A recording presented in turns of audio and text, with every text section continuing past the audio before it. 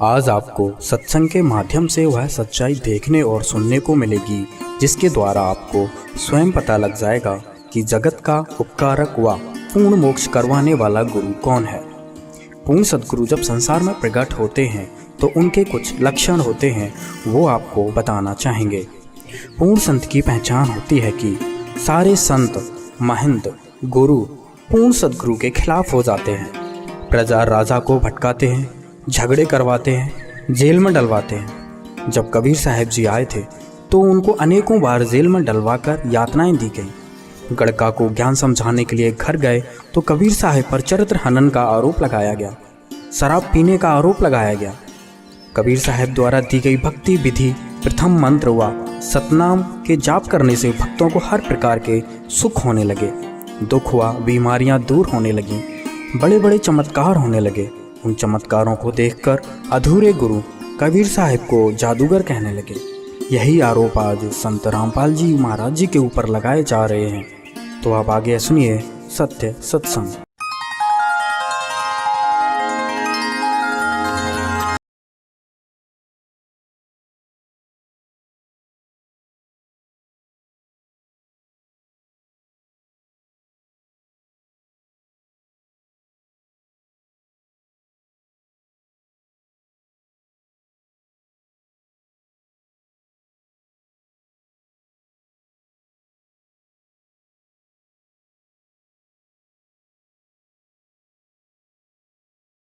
पवित्र श्रीमद् भागवत गीता, पवित्र चारों वेद, पवित्र कुरान शरीफ, पवित्र बाइबल, पवित्र गुरु ग्रंथ साहिब, पवित्र कबीर साहिब की वाणी में छुपे हुए गूढ़ रहस्य अर्थात तत्व को जानने के लिए कृपया अवश्य सुनिए जगत गुरु तत्वदर्शी संत रामपाल जी महाराज के मंगल प्रवचन।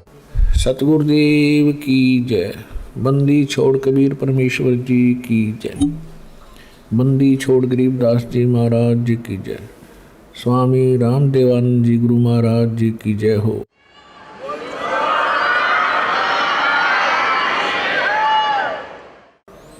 गरीब नमो नमो सतपुरुष को नमस्कार गुरु की नहीं। सुर नर मुनि जन साधुआ संतों सर्वस्ति नहीं। सतगुरु साहिब संत सब दंडोतम प्रणाम। आगे पीछे मध्य हुए तिनको जा कुर्बान। नराकार निर्विषम काल जाल वैबंधनम निर्लेपम निज निर्गुणम अकल अनुवेशंदनम। सोहम सुरति समाप्तम सकल समाना निर्तलः। उज्ज्वल हिरंबर हरदम अम्बे परवा अथाह वार पार निमज्जतम। ग्रीव जो सुमर सिद्ध होई गणनायक गलता ना। करो अनुग्रह सोई पारस पद परवाना।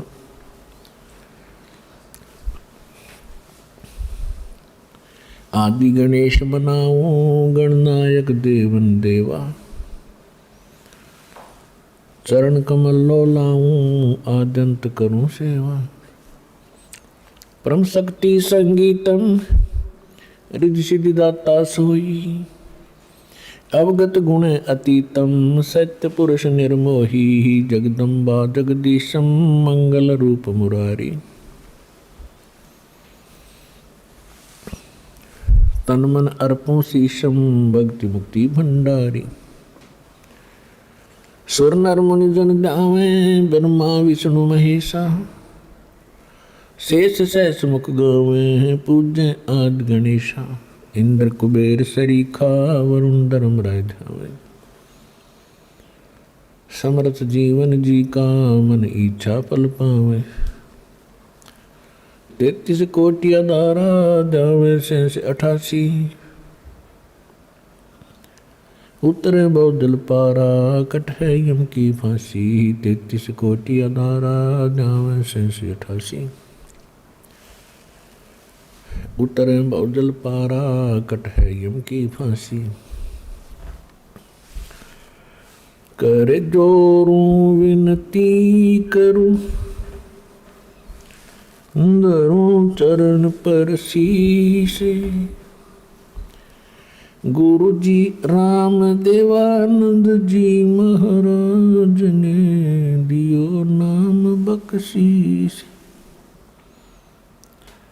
कोटि कोटि सिजदा करूं, कोटि कोटि प्रणाम, चरण कमल में राखियो मैं बंदी जाम गुलाम। कुत्ता हूँ गुरुदेव का, रामपाल दास का नाम है। गले प्रेम की जेवड़ी, जाके तो जाऊं। तो करो तो बावड़ो, दूर दूर करो तो जाऊं। जो राखो तो ही रहूं, जो देवो सो खाऊं। उन आत्माओं, इस दास के विषय में आपको बहुत बार प्रमाणित किया है कि कबीर परमेश्वर जी ने इस दास को भेजा है। वो कंप्लीट कोर्स देकर संपूर्ण अध्यात्म ज्ञान, वो मूल ज्ञान है और सार शब्द। अभी तक ये छुपा के रखना था, जब तक 5500 वर्ष कलयुग नहीं बीत जाएगा तब तक इसको डिस्क्लोज नहीं करना था।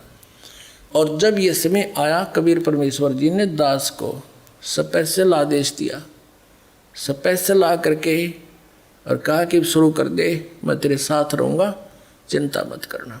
अब समय आ गया इसको डिस्क्लोज करने का, तो वो अब डिस्क्लोज कर दियागा। अब कबीर साहब कहते हैं ये 12 पंथ हम ही को जावें। ये कबीर नाम से जो पंथ चल रहे हैं, कबीर साहब को मानते हैं लेकिन साधना ठीक नहीं है और अस्थिर घर का मरम नहीं पावे। वो कौन से? ये 12वां पंथ गरीबदास जी का पंथ है। और 12वें पंथ में, गरीबदास वाले पंथ में कहा कि गरीबदास वाले पंथ तक के व्यक्ति उस सतलोक नहीं जा सकते, असंख्य जन्म ठोर नहीं पावे। असंख्य जन्म तक गरीबदास पंथ के भी असंख्य जन्म तक सतलोक नहीं जा सकते, क्योंकि उनकी साधना गलत है। आपको दिखाते हैं वो 12 पंथ कौन कौन से हैं और कौन से पंथ में परमात्मा ने स्वयं आने के लिए कहा है। उसके लिए देखिएगा कबीर सागर। कबीर सागर संपूर्ण 11 भाग खेमराज श्री कृष्णदास प्रकाशन मुंबई के द्वारा प्रकाशित है। ये संपूर्ण 11 भाग ये उन्हीं का है, कबीर पंथियों का छापा हुआ। कबीर पंथी भारत पथिक स्वामी युगलानंद विहारी द्वारा पुरस्कृत, और ये मुद्रक के प्रकाशक है। ये है कबीर बानी नामक एक चैप्टर है, कबीर सागर में अध्याय है। बोध सागर खंड है, कबीर सागर ग्रंथ है और कबीर बानी अध्याय है। इसके 136 पृष्ठ पे यहाँ देखिएगा। 12 पंथ चलो सो भेद, क्या बताया है कि 12 पंथ काल फुरमाना और भूले जीव न जाए ठिकाना। ताते आगम कह हम बाख्या वंश हमारा चूड़ामणि शाखा। प्रथम जग में जागो बरमावे, बिना भेद वो गंस चुरावे। दूसर सुरत गोपाल होई, अक्सर जो जोग दृढ़ावे सोई। तीसरा मूल निरंजन, चौथा पंथ टकसार और 5वां पंथ बीज का लेखा। फिर सतनामी पंथ, फिर जीवा का पंथ, राम कबीर पंथ, फिर यो परम धाम की वाणी पंथ, ये चलेंगे। अब ये तो यहाँ इन्होंने प्रथम पंथ चूड़ामणि को नहीं दिखाया, प्रथम जागू दिखा दिया, ये गलत कर रखा ना। और यहाँ देखना, ये है बोध सागर का ही कबीर चरित्र बोध नामक ये चैप्टर है, अध्याय है। इसके एक 1870 पृष्ठ पे, ये 1870 पृष्ठ, यहाँ 12 पंथों को गद्य भाग में लिखा है। कबीर साहब के पंथों का वर्णन। प्रथम नारायण दास जी का पंथ लिख दिया इन्होंने, और दूसरा जागूदास, और यहाँ लिख रखा है न प्रथम जागूदास। देखो यहाँ इस कबीर बाणी चैप्टर में 136 पृष्ठ पर प्रथम लिख दिया जागूदास। यहाँ चूड़ामणि को निकाल दिया ये प्रथम चूड़ामणि है।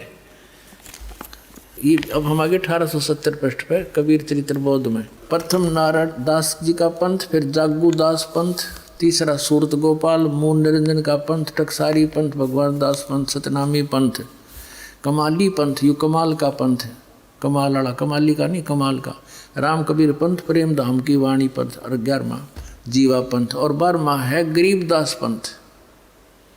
यू 12वां पंथ याद रखो, ये गरीबदास पंथ है। ठीक है, यहाँ क्लियर है गद्य भाग में, और ये है पद्य भाग कबीर वाणी 136 पृष्ठ पे,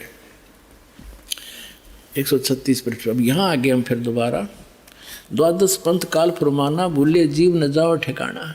इन 12 पंथों में काल का आदेश चलेगा, नाम चलेगा, ज्ञान चलेगा, अर्थात ये आगम कह हम व्याख्या, इसलिए भविष्य का बताऊंगा आपको। वंश हमारा चूड़ामणि शाखा, ये प्रथम चूड़ामणि है। इन्होंने गलत लिखा, थोड़ा सा फेर बदल बाद में किया है इन कबीर पंथियों ने। प्रथम जग में जागो बरमावे, बिन जागो जोगो सूरत गोपाल वही है। टकसारी पंथ, फिर सारा ये सतनामी पंथ, और ये सारा वही है परमधाम की वाणी पंथ। और यहाँ आगे हम ये 10वां पद है परमधाम की वाणी। अब ये 11वां है वास्तव में, अब ये है 12वां। कहते संवत 1775 हुई, ता दिन प्रेम प्रगटे जग सोई। संवत 1774 में गरीबदास जी का जन्म हुआ था। संवत 1774 वैसाख में, यहाँ गलती से 75 लिखा गया है। गरीबदास साहिब जी का जन्म गांव चुडानी, जिला ददर, हरियाणा के अंदर उनका जन्म संवत 1774 में हुआ था। ये गलती से 75 प्रिंट है। तो यहाँ कहा है कि संवत 1774 जब आवेगा तो जग में प्रेम प्रकट होगा, यानी वो मेरी महिमा की कुछ वाणी, मेरा ज्ञान पुण्य बतावेगा। परमात्मा ने पता था कि जब काल के दूत कबीर पंथ में घुसेंगे तो मेरी वाणी में भी गड़बड़ करेंगे। वे कबीर पंथ में काफ़ी कबीर सागर में फेर बदल कर रखे अपने हिसाब से। तो उसको उसकी पुनर्वर्ती के लिए, उसकी पूर्ति के लिए परमात्मा ने अपनी प्यारी आत्मा गरीबदास जी जो 12वें पंथ वाले थे उसके माध्यम से यथार्थ ज्ञान बुलवा रखा है पूरी डिटेल के साथ। इतना मोटा ग्रंथ है जिसका हम पाठ करते हैं। संवत 1775 हुई, ये 74 हुई होना चाहिए। तादिन प्रेम प्रगटे जग सोई, 12वां पंथ का प्रवर्तक तब प्रगट होगा। आज्ञा रहे ब्रह्म बोध लावे, कोली चमार सब के घर खावे, यानी वो भेदभाव कम करेगा। साख हमारी ले जीव समझावे, असंग जन्म ठोड़ नहीं पावे। 12वें पंथ प्रगट हो वाणी, शब्द हमारे की निर्णय ठानी। 12वें पंथ में, गरीबदास वाले पंथ में, मेरी महिमा की वाणी पुनः प्रगट होगी। पुण्यात्माओं, गरीबदास जी की वाणी में, क्योंकि परमात्मा मिले थे गरीबदास साहिब जी को, 10 वर्ष के बालक थे चुरानी गांव में। वहाँ से सतलोक लेकर गए थे धर्मदास जी की तरह, फिर वापस छोड़ा था। परमात्मा को मालूम था कि 12 पंथा में कबीर पंथ के नाम से काल घुसेगा और नकली ज्ञान देगा, मेरे नाम का नामो निशान मिटा देगा ज्ञान का। तो अपनी प्यारी आत्मा गरीबदास जी को ले गए, फिर वापस गोवा बना के छोड़ गए। उन्होंने उस वाणी का आंखों देखा हाल लिखा जो दास के पास उपलब्ध है। तो यहाँ क्या बताते हैं कि कबीर साहब ने कहा कि 12वें पंथ प्रगट हव वाणी और शब्द हमारे का निर्णय ठाणी। ये 12 अस्थिर घर का मरम ना पावे, ये 12 पंथ हमी को ध्यावे। यानी मेरी वाणी को 12वें पंथ प्रगट हो वाणी और शब्द हमारे का निर्णय ठाणी। हमारे ज्ञान को वो कोशिश करेंगे समझने की, पर अस्थिर घर का मरम ना पावे, ये 12 पंथ हमी को ध्यावे। गरीबदास वाले पंथ में भी कहते हैं मेरी महिमा की वाणी प्रकट होएगी, लेकिन गरीबदास वाले भी इस ज्ञान को समझ नहीं सकेंगे, क्योंकि गुरु बिन काहुन पाया ज्ञाना, जो थोथा भूसड़े मूड किसाना। गुरु बिन वेद पढ़े जो प्राणी, समझे न सार रहे अज्ञानी। तो सतगुरु आवे दया करी, वो दया करी परमात्मा ने। फिर इस दास को देखियो, आगे देखो इसका निचोड़ कहाँ होता है। कहते 12वें पंथ प्रगट हो वाणी, शब्द हमारे का निर्णय ठानी। पुण्य वाणी प्रगट होगी मेरी गरीबदास द्वारा, और अस्थिर घर का मरम नहीं पावे, सथाई लोग सतलोक नहीं जा सकते। ये 12 पंथ कबीर कबीर करेंगे, और मेरी महिमा मेरे ज्ञान को मेरी वाणी को पढ़ पढ़ कर पंथ चलाएंगे, लेकिन अस्थिर कर सतलोक नहीं जा सकते। बर में पंथ फिर हम ही चल आवे, गरीबदास वाले पंथ में हम आगे चल कर आवेंगे और सब पंथ मिटा के एक ही पंथ चलावे। पुणात्माओं, परमात्मा ने दास भेज दिया, सारा वो जो का तू दे का सामान।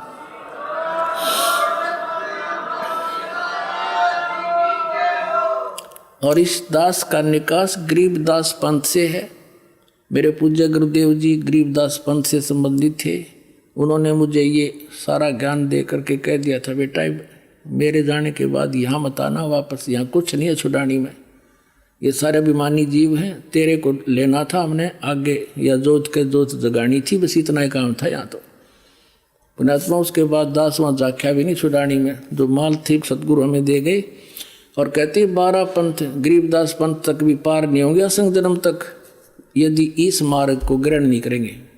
और फिर परमात्मा क्या कहते हैं आगे देखो, प्रथम चरण कलयुग निर्याना तब मगर मांडो मैदाना। कलयुग का प्रथम चरण वो होगा जब कबीर साहब मगर से सह शरीर जाएंगे। कहते मैं सह शरीर जाऊंगा मगर मैं एक लीला करूंगा, वो प्रथम चरण होगा।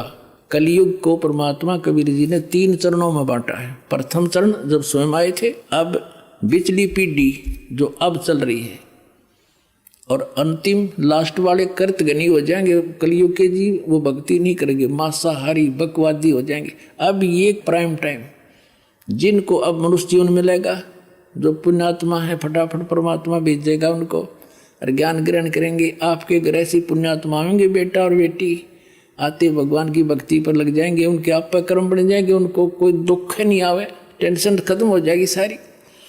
ऐसी पुण्यात्मा आपके घर पे आऊंगी। कबीर साहब कहते हैं जो भक्ति बीज होवे जो हंसा, जो मेरी शरण में आ गया और तारू तास के 71 वंशा, उसके 101 पीढ़ी पार कर दूंगा। 42 की तो बात छोड़ो।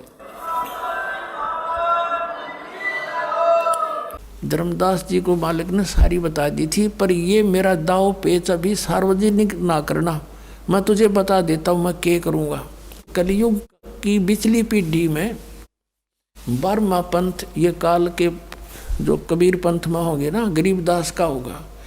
और तब तक मैं जो अब ये वाणी लिखवा रहा हूँ ज्ञान, इसमें भी ये अपनी सोच अनुसार परिवर्तन करेंगे, कुछ इसका प्रारूप बिगाड़ेंगे। काल बिगड़वा होगा क्योंकि इसने सूक्ष्म वेद का नाश कर दिया था। और फिर गरीबदास नाम से 12वां पंथा होगा, ये मेरे नाम से। उसमें मेरी महिमा की वाणी को मैं पुनर् यथार्थ रूप में प्रकट करवाऊंगा। और वो वाणी इतनी प्रसिद्ध नहीं होएगी, लोग उसको छेड़छाड़ नहीं करेंगे। और गरीबदास ने आदेश दे दिया था उस लिखने वाले को कि जो मैं बोलूँ उतना ही लिखेगा, और इसमें कोई छेड़छाड़ करेगा उसकी दुर्गति हो जाएगी। तो गरीबदास पंथ में ये धारणा गजब की बना रखी थी। समझ माई मारा क्यों कर रखा था यूँ काम। सबकी ये धारणा थी कि मालिक की वाणी में जैसा भी बोल रखा है ऐसा ही लिखना, देश में एक भी अक्षर में फेरबदल कर दी तो उसकी कईयों के साथ ऐसी घटना घट गई थी, वो छेड़ा नहीं करते। इसमें परमात्मा ने गाली तक दे रखी है इन नकली पंथों को और इस काल को, जो मैं बोल नहीं सकता। और वो भी लिखनी पड़ी ने, उसमें फेरबदल नहीं कर सके क्योंकि बिरान माटी हो जाती है, इनकी भगवान का आदेश था। तो इस कारण से गरीबदास की वाणी को किसी ने छेड़ा नहीं है। एज इट इज मात्रा है वो मात्रा नहीं लिखी, उन्होंने परिवर्तन नहीं किया। और ये कारण ये था कि कहीं इसमें भी गड़बड़ कर दे, नालायक आके न कहेगा बेराज सही नहीं। तो कहा कि 12वें पंथ में प्रगट हो वाणी, और ये 12 पंथ जो हैं शब्द हमारे का निर्णय ठानी, ये अस्थिर घर का मरम नहीं पावे, और ये 12 पंथ हम ही को ध्यावे। 12वें पंथ में हम आएंगे चल के। और फिर जैसे ही कलयुग है ना, धर्मदास जी से बात कर रहे थे, कलयुग था, स्टार्ट ऑफ द कलयुग, यानी बीच सी मिला ले कि ये प्रथम पीढ़ी है, ये प्रथम पीढ़ी है। और फिर इसके बाद बिचली पीढ़ी जब आवेगी तब हम आवांगे, उस गरीबदास पंथ में आएंगे हम आगे चल के। ये दास गरीबदास पंथ से संबंधित है, लेकिन उन गरीबदास पंथ वालों के दास के विचार कभी नहीं मिले, क्योंकि वो जो वाणी में लिखी थी बातें उनके विपरीत क्रियाएं कर रहे थे। एक मेरे गुरुदेव के अतिरिक्त उस पंथ में कोई भी संत ऐसा नहीं था जो ये मंत्र सतनाम देता हो। ओम नमः भागवते वासुदेव, कोई कुछ ऐसे ऐसे मंत्र मनमुखी, कोई सतगुरुदेव नमः, इस तरह के मंत्र दिया करती थी। और वाणी में स्पष्ट लिख रखे ये 2 अक्षर का मंत्र ये जाप करना, ये मंत्र है 2 अक्षर का ओम और एक ये तत्व, और फिर भी उल्टे जाप कराती थी। तो मेरे उनका कभी विचार नहीं मिला। इस कारण से हम छुड़ानी जाना भी बंद करना पड़ा और वो विरोधी भी बन गए थे, जिसके कारण उन्होंने बहुत परेशानियां भी पैदा की। पर मालिक के सामने किसकी पार बसावे। अब यहाँ हम कबीर बानी चैप्टर और बोध सागर का 137वां पढ़ रहे हैं। कहते बार में पंथ प्रगट हो वाणी, शब्द हमारे का निर्णय ठानी, पुण्य वाणी प्रगट होगी मेरी गरीबदास द्वारा। और अस्थिर घर का अमरम नहीं पावे, सथाई लोग सतलोक नहीं जा सकते। ये 12 पंथ कबीर करेंगे और मेरी महिमा मेरे ज्ञान को मेरी वाणी को पढ़ पढ़ कर पंथ चलावेंगे, लेकिन अस्थिर घर सतलोक नहीं जा सकते। बर में पंथ फिर हम ही चले आवे, गरीबदास वाले पंथ में हम आगे चल कर आवेंगे और सब पंथ मिटा के एक ही पंथ चलावे।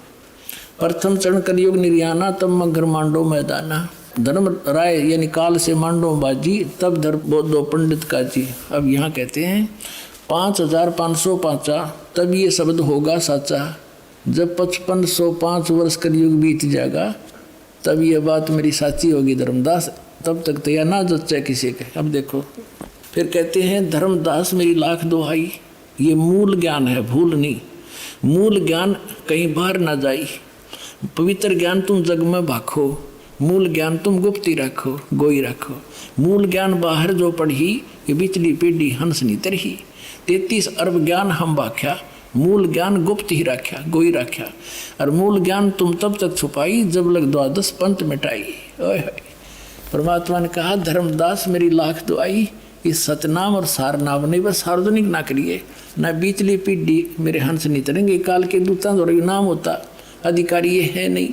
और आज ये दास कैसे अंतर दिखाता परमात्मा के बच्चों को कि ये नकली ये असली है।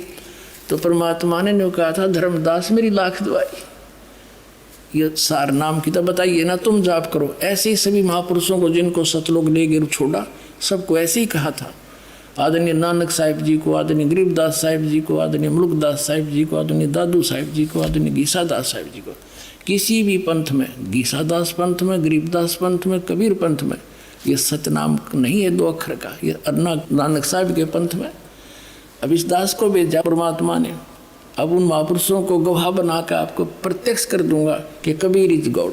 आगे देखो अब थोड़ा सा और क्लियर करते हैं। 134 पृष्ठ पर देखो, इन 12 पंथ तो ये चल पड़े गरीबदास जी तक, और 13वां वंश ये दास आया है कबीर परमात्मा का। ये देखिएगा, ये कबीर बानी बोध सागर में है, बोध सागर कबीर बानी चैप्टर है 134 पृष्ठ पर, नीचे आ गया।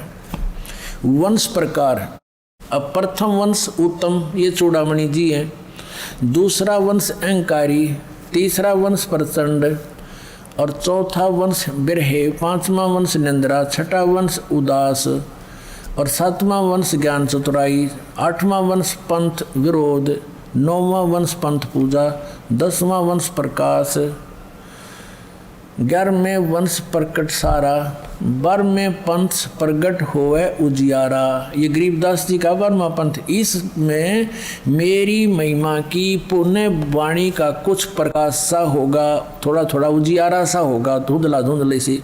तो अभी इसमें क्या बताया है? 12वां पंथ गरीबदास, 12वें वंश प्रगट होवे उजियारा। जैसे कहा था ना 12वां पंथ मेरी प्रगट हुआ वाणी, ये अगले पृष्ठ पे है, वो तो 134 पे 137 पे। 12वें पंथ प्रगट हुआ वाणी, शब्द हमारे का निर्णय ठानी। और 12वें पंथ में फिर हम ही चलावें और सब पंथ मिटा के एक पंथ चलावें। अब यहाँ हम फिर आगे 134 पे, अब यहाँ पढ़ते पढ़ते आ रहे हम कबीर वाणी में नीचे। अब 12वें शब्द प्रगट हुआ उजियारा, यानी मेरी महिमा की वाणी में कुछ कुछ ज्ञान होगा कबीर साहब मेरा बारे में। और 13वें वंश मिटे सकल अंधियारा। अभी 13वां वंश ये दास है, अब सारा अंधेरा हट जाएगा, एक कबीर साहब भगवान रह जाएगा पूरे विश्व में। जब कबीर परमात्मा ने धर्मदास जी से कहा था कि धर्मदास, मैं जिस समय कलयुग का 5500 वर्ष बीत जाएगा कलयुग, तब मैं आऊँगा और सब पंथों को मिटा के एक पंथ चलाऊंगा। उसके लिए देखिएगा सौसम वेद बोध कबीर सागर में। कबीर सागर संपूर्ण 11 भाग खेमराज श्री कृष्णदास प्रकाशन मुंबई के द्वारा प्रकाशित है। ये संपूर्ण 11 भाग कबीर सागर ये उन्हीं का है, कबीर पंथियों का छापा हुआ। कबीर पंथी भारत पथिक स्वामी युगलानंद विहारी द्वारा पुरस्कृत और ये मुद्रक है, प्रकाशक है। जब परमात्मा और काल की वार्ता हुई थी उस समय परमात्मा से काल ने क्या कहा था कि 12 पंथ तेरे नाम तो चलाऊंगा, और इन 12 पंथों में जो नाम लेगा वे मेरे मुख में आन समोई। कबीर साहब ने कहा था 12 पंथ करूँ मैं साजा और नाम तुम्हारा ले करूँ आवाजा। काल ने कहा था कबीर परमेश्वर को, और 12 पंथ करूँ मैं साजा, नाम तुम्हारा ले करूँ आवाजा। 12 पंथ नाम जो ले ही मेरे मुख में आन समोई। और जाओ जोग जीत संसारा, जीव न माने कहा तुम्हारा, जीव तुम्हारा कहा न माने, हमरी ओढ़ हो बाद बखाने। तब परमात्मा ने कहा था डट जा, आन दे टेम, तब मैं क्या करूँगा तेरे संग में। क्या बताया है ये देखिएगा, बोध सागर, कबीर सागर के अंदर बोध सागर, और ये सवसम वेद बोध है। इसमें इसके 121 पृष्ठ पे यहाँ लिखा है सतयुग त्रेता द्वापर माही, तीनों युग जीव थोड़े जाही। युग निरंजन ने परमात्मा से वचन लिए थे। चौथा युग जब कलयुग आई तब तो शरण जीव बहु जाई, ऐसा वचन हर बोय दीजिए, तब तुम संसार गवन ही कीजिए। अब परमात्मा ने कहा था अरे काल पर पंथ पसारा, तीनों युग जीवन दुख डारा, बिनती तोरी लीन में मानी, मोह को ठगे काल अभिमानी। चौथा युग जब कलयुग आई तब हम अपनो वंश पठाई, काल फंद छूटे नर लोई, सकल सृष्टि परवानी खोई। घर घर देखो बोध विचारा, सत नाम सब ठोर उचारा। फिर के 5505 तब ये वचन होगा साचा, कलयुग बीत जावे जब एता, तो सब जीव परम पुरुष पद चेता। इसका क्या अर्थ है कि जब 5505 वर्ष बीत जाएंगे कलयुग के, तब मैं अपना अंश भेजूंगा।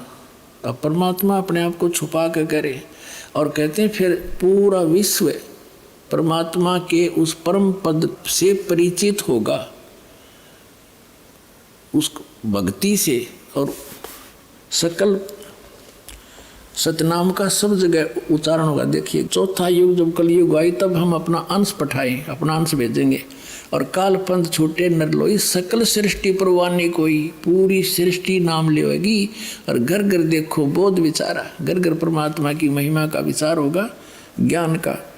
और सतनाम सब ठोर उचारा, सब जगह सतनाम का दिया जाएगा, सब जाप किया करेंगे। और कलयुग 5505 जब ये वचन होगा सच्चा, कलयुग बीत जाए तब एता, सब जीव परम पुरुष पद चेता, यानी सभी जीव उस परमात्मा के परम पद के परिचित हो जाएंगे। सवसम वेद बोध 121 पृष्ठ पर आपने पढ़ लिया था। 121 पृष्ठ पे यहाँ पर कि चौथा युग जब कलयुग आई तब हम अपना अंश पठाई, काल फंद छूटे नर लोई, सकल सृष्टि परवानी खोई, पूरी सृष्टि नाम लेगी बंदी छोड़ का। कबीर साहब का घर घर देखो बोध विचारा, और सत नाम सब ठोर उचारा। खुले तौर पर बताया जाएगा फिर नाम सब पुण्यात्माओं का सतनाम का, वो 2 अक्षर का नाम है। और 5505 तब ये वचन मेरा होगा साचा, कलयुग बीत जाए तब एता, सब जीव परम पुरुष पद चेता, सब जीव परमात्मा के उसे परम पद से परिचित हो जाएंगे। अब देखना ये कबीर साहब का फिर सवसम बोध ही चल रहा है। 171 पृष्ठ पर आ गए हम। अपनात्माओं इस पर लिखा है 5 सैंस और 500 जब कलयुग बीत जाए, महापुरुष फरमान तब जग तारण को आए। कबीर साहब कहते हैं जब यानी 5500 5500 कलयुग बीत जाएगा, जब एक महापुरुष आवेगा, वहाँ तो उन्होंने खुद कह दिया हम चल कर आएंगे, तो बार बार नौका का मावांगे तो वजह नहीं, तो स्पष्ट कर दिया कि महापुरुष फरमान तब जग तारण को आवे। हिंदू तुर्क आदि सब जेते जीव जहान, और सत नाम की साख गए ये पावे पद निर्वाण। पूरे जितने भी जीव हैं, हिंदू है, मुसलमान है, या कोई सिख है, कोई भी आगे जो चलेंगे सारे जितने भी जीव जहान में, और जो सत नाम की साख ले वो पावे पद निर्वाण। निर्वाण माने मोक्ष पद प्राप्त करेंगे। यथा श्रीतगण आप ही मिले संधु में धाये, सत सुकृत के मध्य तिमी सभी पंथ समावे। कहते हैं जैसे समुद्र में दरियागण, ये दरियाएं जैसे गंगा जमुना सरस्वती सारी कहते हैं अपने आप धाय कर दौड़ कर उसमें जाकर मिल के एक रस हो जाती हैं, ऐसे सारे पंथ एक दिन इस सच्चाई को समझ के उस मेरे वाले दास के द्वारा चलाए गए उस पंथ में महापुरुष, वो तो महान थे इसलिए महान को महान ही कहते हैं, हम तो दास हैं। कहते उसके द्वारा चलाए गए पंथ में ऐसे भाग भाग का होंगे जैसे समुद्र में दरिया सपेट तो जाकर मिल जाया करती हैं, निर्बाध होकर के आ जाते हैं।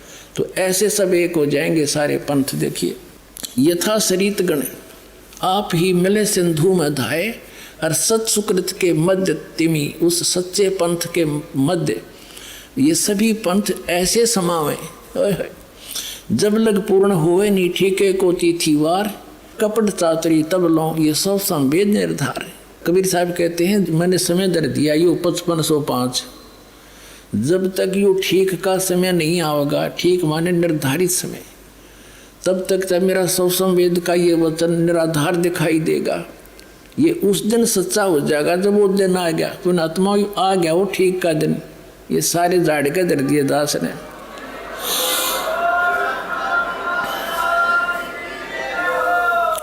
जब लग पूर्ण होए नी ठीके को तिथिवार, ठीक का यानी वो निर्धारित समय का, कपट चातरी तब लो, तभी तक ये लोग छल कपट कर रहे हैं बेचारे। और मेरा सौ संवेद निर्धार, ये सौ संवेद में जो ज्ञान लिखा जा रहा है तेरे द्वारा मैं बोल रहा हूँ, ये तब तक तो निराधार दिखाई देंगे। मेरे वचन वैसे कह रखा है, अब कब आओगा वो दिन। और एक अनेक हो गए, एक से अनेक बना दिए, काल ने नारे नारे पंथ बना दिए, मजहब बना दिए। कहते पुनः अनेक हो एक, वो सारे फिर एक हो जाएंगे दोबारा। और हंस चले सतलोक सब सतनाम की टेके, सतनाम के सारे सारे हंस सतलोक जाएंगे। और घर घर बोध विचार हो दुर्मति दूर बहाए, और कलयुग में सब एक सोई बरतें सहज सुभावे। ओए होए कहते हैं सब तो सतनाम लेंगे, और कलयुग में सब नर नारी शुद्ध हो जाएंगे, ये बुराई छूट जाएगी। जहर दिखाई देगा, यूँ रिश्वत लेते हैं और मंत्रियाँ तो के ये घोटाले सामने आ रहे हैं, ये जहर खा रहे हैं बिना ज्ञान के बालकों की तरह। जहर दिखाई देगा आपने, और केवल एक सतलोक दिखाई देगा। और आपका कोई भी काम होगा, भगवान को किस लिए ढूंढते हैं, किस लिए उसकी शरण ग्रहण करते हैं, कि सब दुख दूर किया करता है, सब आवश्यकताएं पूर्ति करता है। और ऐसे कर देगा आप समझ भी नहीं सकोगे। तो फिर हमने क्या आवश्यकता फिर बकवाद करने की, और फिर विष दिखाई देगा। तो कहते हैं घर घर बोध विचार हो, और दुर्मति दूर बहाए, सबकी दुर्मति दूर हो जाएगी इस ज्ञान से। और कलयुग में एक हवे हवे हो के हवे, और सोई बरते सहज सुभाए, सब प्यार तरह करेंगे। और कहाँ उगर कहाँ सूदर हो, हर सब की भवबीर, सो समान समदृष्टि है वो समरथ सत कबीर। कहते हैं कि तो डाकू ठग लुटेरे चोर और ये रिश्वतखोर, और क्या फिर शूद्र जो छोटी जाति या नीची, कहते सब एक हो गए, भवभीर सब एक हो जाएंगे। और वो जो पंथ का प्रवर्तक होगा, देखिए सो समान समदृष्टि, वो सबको समान दृष्टि से देखेगा, वो है समरथ सत कबीर। बोलो सतगुरुदेव।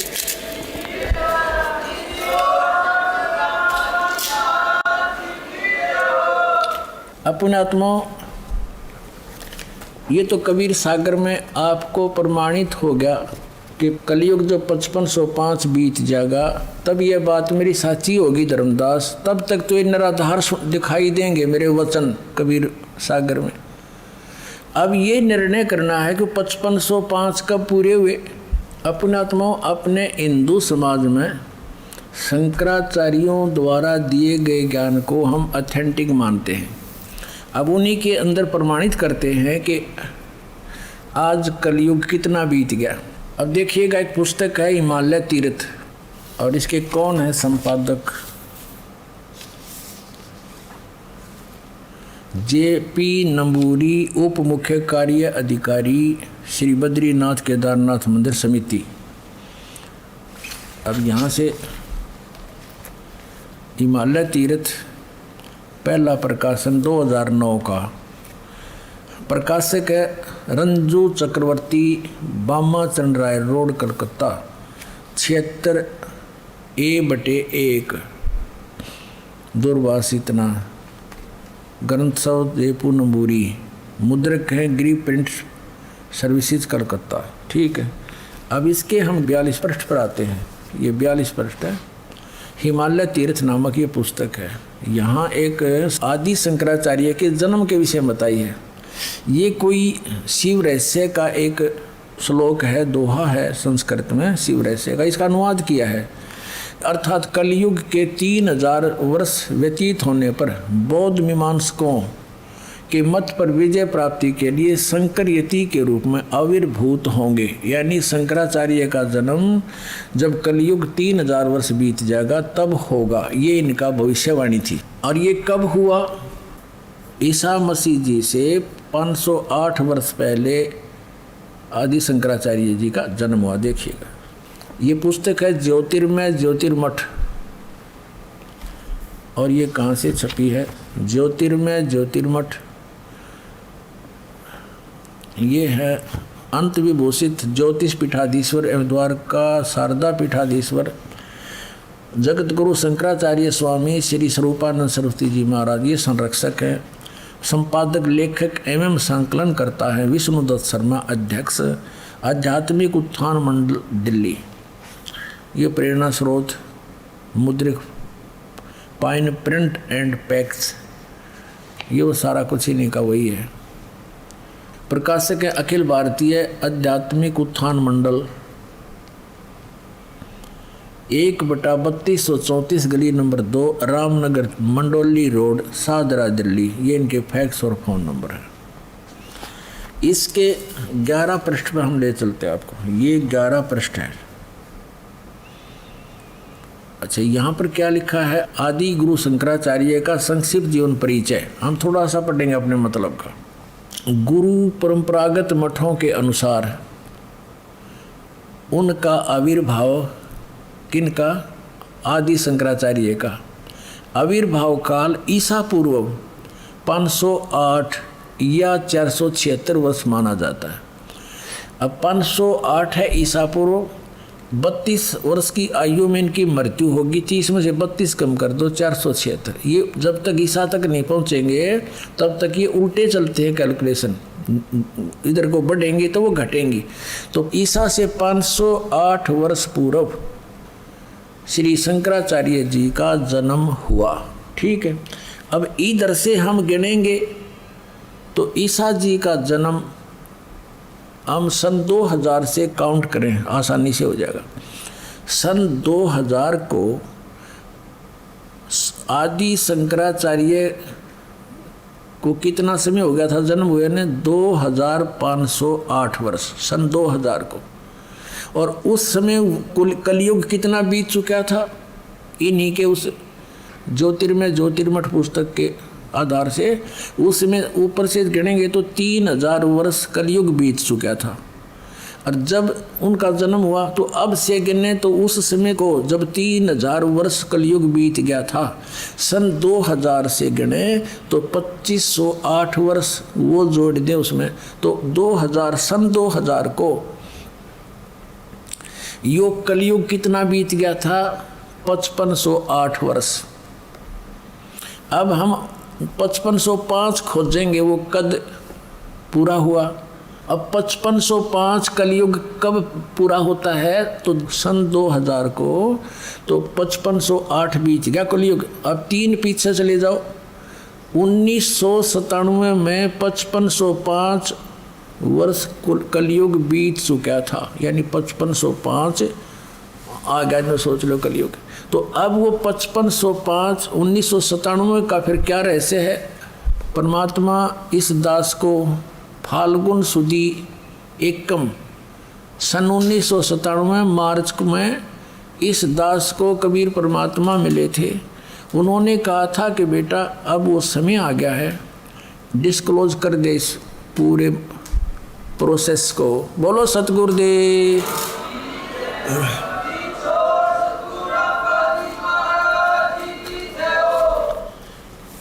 अब पुण्यात्मा इस दास को भी अभी पता चला है, ये कैलकुलेशन मिली हैं अभी इस 2012 में कि हम कैसे कैलकुलेशन करें कि हम कितना कलयुग बीत गया। इससे पहले दास को भी नहीं पता था कलयुग कितना बीत गया। कोई 5300 वर्ष पहले कहा करते थे कि 5300 वर्ष बीत गए जब गीता लिखी थी, कोई 5500 वर्ष कहा करता था। तो 5500 वर्ष पहले गीता और वेदों का लेखन कार्य किया था श्री वेद व्यास जी ने कलयुग की स्टार्ट में। द्वापर के अंत में कलयुग स्टार्ट हो चुका था, तब उसने ये लिखी थी वेद और ये पुराण। तो अब 1997 में दास को मिला था, तो उन्होंने कहा था अभी मेरे मिलने का समय तो डिस्क्लोज ना करिए कि मैं तुझे मिला हूँ, ये अभी बताना नहीं, कुछ दिन रहस्य रखना फिर बताना। सन 2005 में इस दास ने एक पुस्तक लिखी थी भक्ति और भगवान। उसके अंदर प्रमाण की दिया था कि किस किस को वो मालिक मिले, कैसे उस दृश्य को सतलोक को देखा, वापस छोड़ा, कौन से मंत्र दिए। तो उनके साथ साथ दास ने कहा था कि इस दास को भी मिले और इस समय मिले। और एक पुस्तक है आध्यात्मिक ज्ञान गंगा, ये सन 2008 से चल रही है। उस समय से इसके अंदर भी एक चैप्टर है, उसमें दिखाता हूँ दास ने इसका पहले वर्णन कर रखा है। ये ना सोचना कि अभी बनावटी बातें बना रहे, नहीं, ये पहले से ऑलरेडी लिखा हुआ है। 1994 में दास को आदेश दिया मेरे गुरुदेव ने नाम देने का, तो 1994 में स्टार्ट हुआ, 95 96 इन 2-2.5 साल में कोई ज़्यादा संगत हमारी बनी नहीं।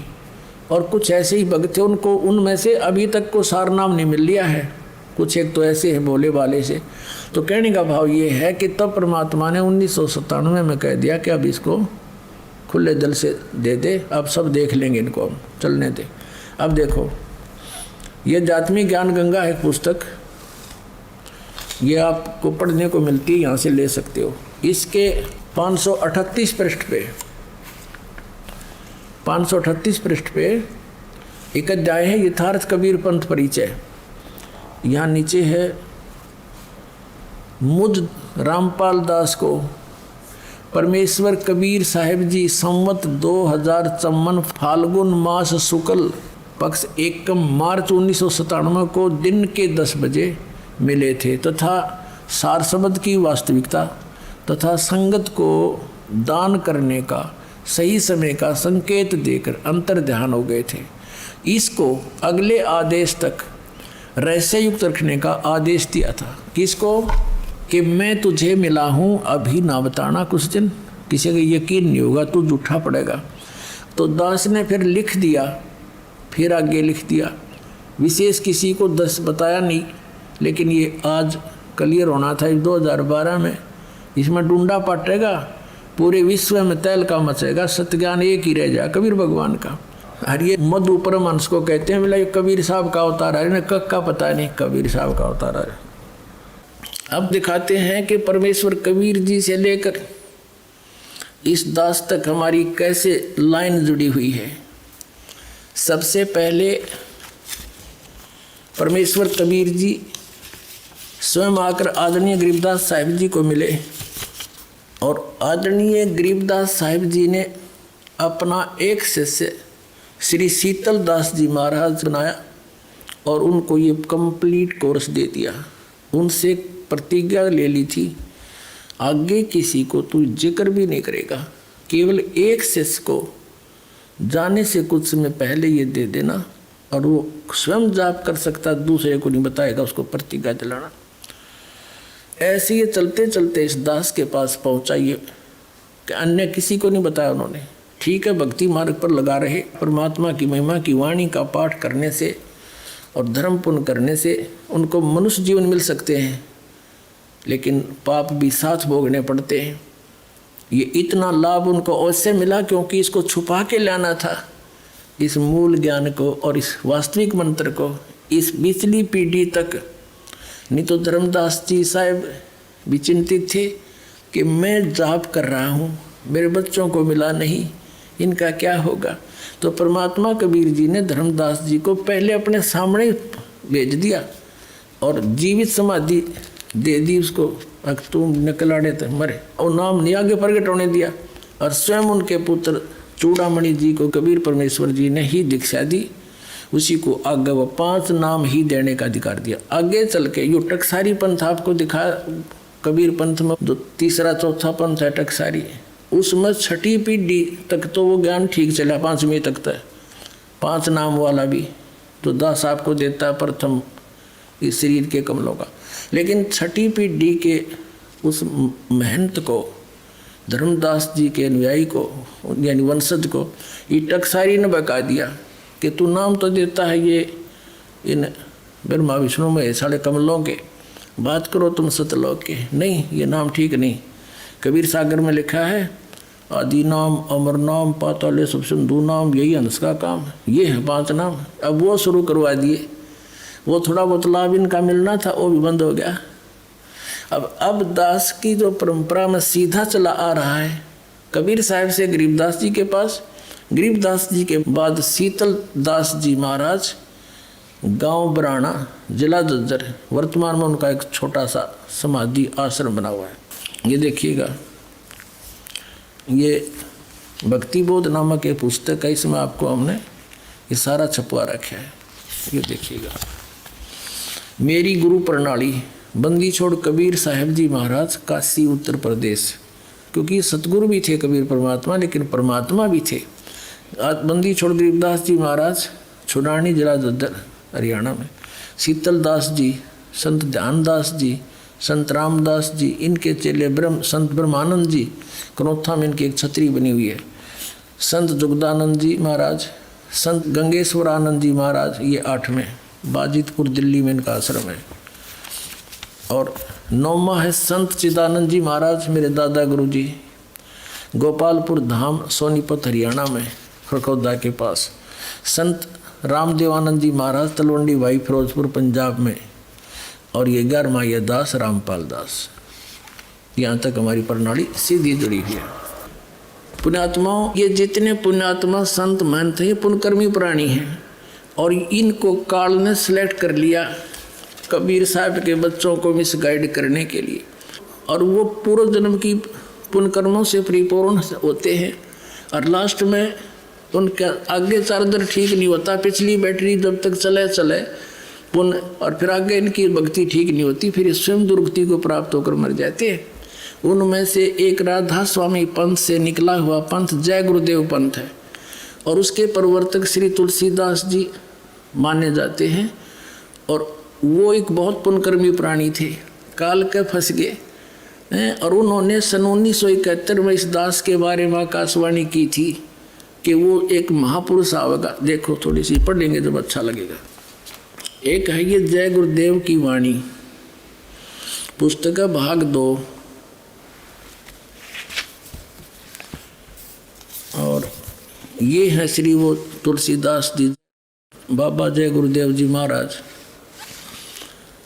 परम संत तुलसीदास जी महाराज। हर इसके चेले कहें विश्व को शांति नहीं से मिलेगी, मिल गई शांति, दूना बिगड़ गया काम।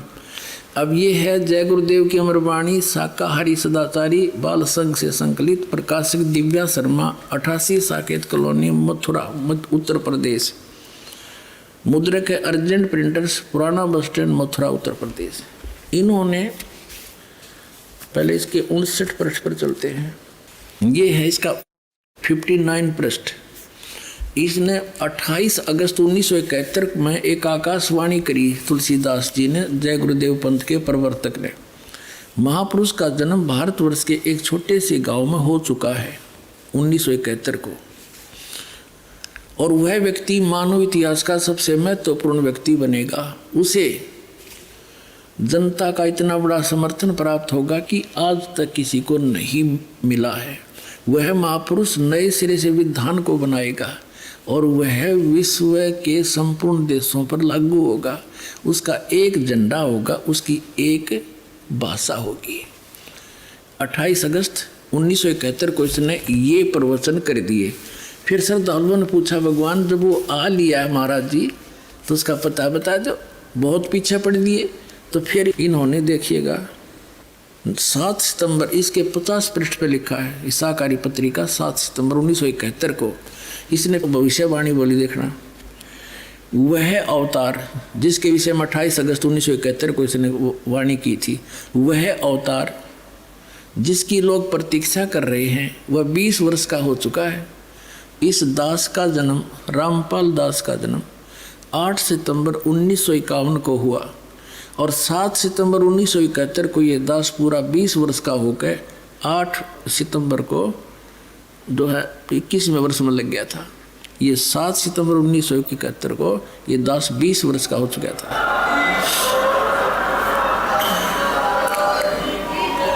वह अवतार जिसकी लोग प्रतीक्षा कर रहे हैं 20 वर्ष का हो चुका है और है, यदि उसका पता बता दूं लोग पीछे पड़ जाएंगे। अभी ऊपर से आदेश बताने के लिए नहीं हो रहा है, मैं समय का इंतज़ार कर रहा हूँ और सभी महात्माओं ने समय का इंतज़ार किया है। समय आते ही सबको सब कुछ मालूम हो जाएगा। अपने आत्माओं, सन 2011 में दास ने सत्संग करके इनके साथ, अब ये आध्यात्मिक ज्ञान चर्चा के माध्यम से भी साधना चलन वालों ने ये सतर्क कर दिया था कि ये पुण्यकर्मी प्राणी सन 1971 में इसकी दिव्य दृष्टि काम करे थी, क्योंकि इसकी बैटरी चार्ज थी पिछले पुण्यकर्मों से। आगे ये 500 नाम काल के जाप करे था, वो कोई भक्ति थी नहीं। तो 2011 में दास ने ये कहा कि यदि आज इसकी दिव्य दृष्टि काम कर रही है तो ये बता दे वो कौन है। वो कौन है 20 वर्ष का था 1971 में, इसको बता देना चाहिए कि बरवाला हमारे हर जाओ भाई, ले लो नाम, जाओ तो कल्याण करवा लो।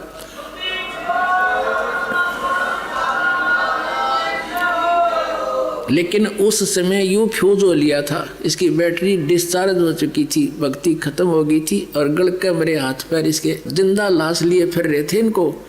और जब इसका जो नहीं रहेंगी तो 2-3 महीना बाद से काल ले गया इसने उठा कर। या तो इसके लिए सुअवसर दिया था दाता ने कि अपने भार मुक्त हो जाता और परमात्मा के बच्चे आसानी से आगे इसके कहते ही सारे मान जाते। वे चलो पहले से कहा करते थे, अरे आगे एकदम सारे समझ जाते। लेकिन इसने उस बात पर असर नहीं किया, इसलिए यो कुछ ही दिनों के बाद काल ले गया इसने उठा कर, छोड़ दिया दाता ने। ना 116 वर्ष जिया यो, इसलिए रखा हुआ था कि इस युग कह दे एक बार अपने मुख से, जाओ भाई वो आ रहा है जिसके बारे में मैंने 1971 में कहा था। तो ये भी क्रेडिट यो नहीं ले सका। तो पुण्यात्माओं, एक नस्त्रेदमस की आप भविष्यवाणी पढ़ कर देखना इस दास के लिए। कबीर साहब कहते हैं, हमने अपनी महिमा आप पर बखानी, हमारे बारे में कोई दूसरा बतानिया नहीं कोई भी। आप पर आरती, आप पर साजे, आप पर किंगर, आप पर बाजे, आप पर ताल झांझन कारा, आप नचाफ देखनार, कह कबीर ऐसी आरती गाऊँ, आप मध्य आप पर समाऊँ। तो हमने आप पर बतानी पड़े ये सारी कहानी, वह कौन हूँ, मैं कौन हूँ, कहाँ है, कैसे लाभ होगा। अब जैसे इन भविष्य वक्ताओं का तो काम इतना है जैसे कोई खगोल भगोल का ज्ञाता, और ये बता दे कि अभी परसों 6:35 पर सूर्य उदय होगा, और वो ना बताते तो भी होना था क्योंकि तो परमात्मा का विधान है। तो इन्होंने बता दिया, अच्छी बात है कि वो ऐसे ऐसे है ना। तो परमात्मा ने पहले कह रखा कि जब सन 1398 में कबीर भगवान आए थे तो 120 वर्ष रहे थे, 1518 में गए थे। उसी समय कह दिया था कि ऐसे ऐसे होगा, उसका वचन था जिसके वचन से सब ब्रह्मांड घूम रहे। उन्हीं के वचन से आज पूरे विश्व में ये शांति फैलेगी, सारा संसार भगवान कबीर जी की भक्ति करेगा, घर घर में शांति होगी और सबको इतने सुख होंगे आप सोच भी नहीं सकते। तो उस परमात्मा का विधान था, ये ना बताते तो भी यो दिन तय आना ही था। बोलो सतगुरुदेव।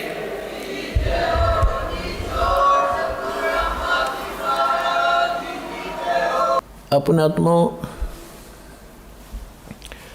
सभी इस समय के विषय में जो वर्तमान में समय चल रहा है, अब बात चल रही है संस्कार की, कि परमात्मा अपने भक्तों के संस्कार समाप्त कर देगा और अपने कोटे से फिर उनकी पूर्ति करेगा। तो फिर हम भक्ति भी कर सकते हैं, परमात्मा की सेवा भी कर सकते हैं और अपने मोक्ष भी प्राप्त कर सकते हैं। अब जैसे आपको बहुत बार इस समय के विषय में और इस दास के विषय में बहुत सी भविष्यवाणियां भी आपको सुनाई गई है कि ऐसा अनमोल समय है पुण्यात्माओं, भगवान ने तो ये निर्धारित कर ही रखा है 600 वर्ष पहले।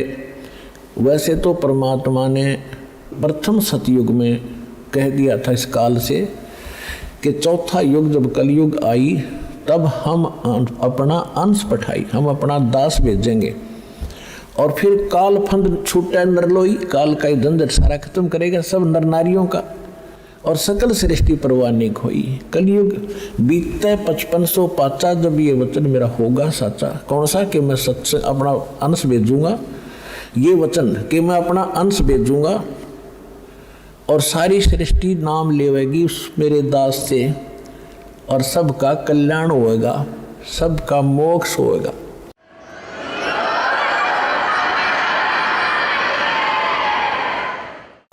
और फिर बताया है कि कलयुग बीत जावे जब एता, यानी 5500 वर्ष बीत जाएगा जब कलयुग, सभी प्राणी परम पुरुष पद चेता, सभी प्राणी उस परमात्मा के उस परम पद के जानकार हो जाएंगे। कौन से के? गीता अध्याय नंबर 18 के श्लोक नंबर 62 में, गीता अध्याय नंबर 15 के श्लोक नंबर 4 में कहा कि अर्जुन तू सर्वभाव से उस परमेश्वर की शरण में जा, उसकी कृपा से तू परम शांति को और सनातन परम धाम को प्राप्त होगा। शाश्वत स्थान, कभी नाश में न आने वाले को शाश्वत स्थान कहते हैं, उसको सतलोक कहते हैं। लोक माने धाम, स्थान। गीता अध्याय नंबर 15 के श्लोक नंबर 4 में कहा कि तत्वदर्शी संत की प्राप्ति के उपरांत परमेश्वर के उस परम पद की खोज करनी चाहिए जहाँ जाने के बाद साधक फिर कभी जन्म मृत्यु में नहीं आते।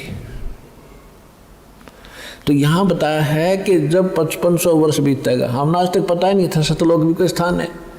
अरे राधा स्वामी वाले दंड सतगुरु वाले सतलोक करे दिन का नहीं पता था। वो सतनाम, वो स्वर नाम, वो स्वर शब्द, वो सतपुरुष और वो सतनाम, वो राधा स्वामी धाम, खकता इनको पता।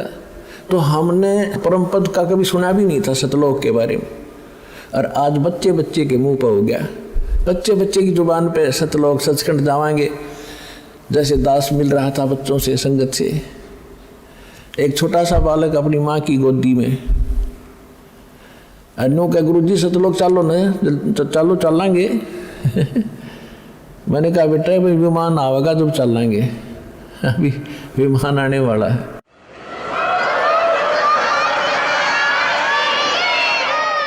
तो यहाँ कहा कि सभी प्राणी परमेश्वर के उस परम पद के परिचित हो जाएंगे। तो उसी के विषय में एक फ्लोरेंस नाम की भविष्यवक्ता अमेरिका की थी, वो भारत के संत के बारे में गुणगान कर रही है। नास्ट्रेदम्स फ्रांस का रहने वाला था, वो भी कहता है भारत में एक महापुरुष संत आएगा जो पूरे विश्व को सच्चा ज्ञान देगा और एक सबद समाज की स्थापना करेगा, विकार रहित होगा, आपस में बुराई नहीं रहेगी, लड़ाई नहीं रहेगी। तो उसी के संबंध में थोड़ी सी और सुनाते हैं आपको। एक ये पुस्तक है, पुरानी सी हाथ लगी है किसी भगत का। ये हमारे भगत तक खोजी हो गए, उनको कहीं पर भी कोई सुराख मिलता है उनको तो पता ही लग जाता है ये किसके विषय में बोल रखा है।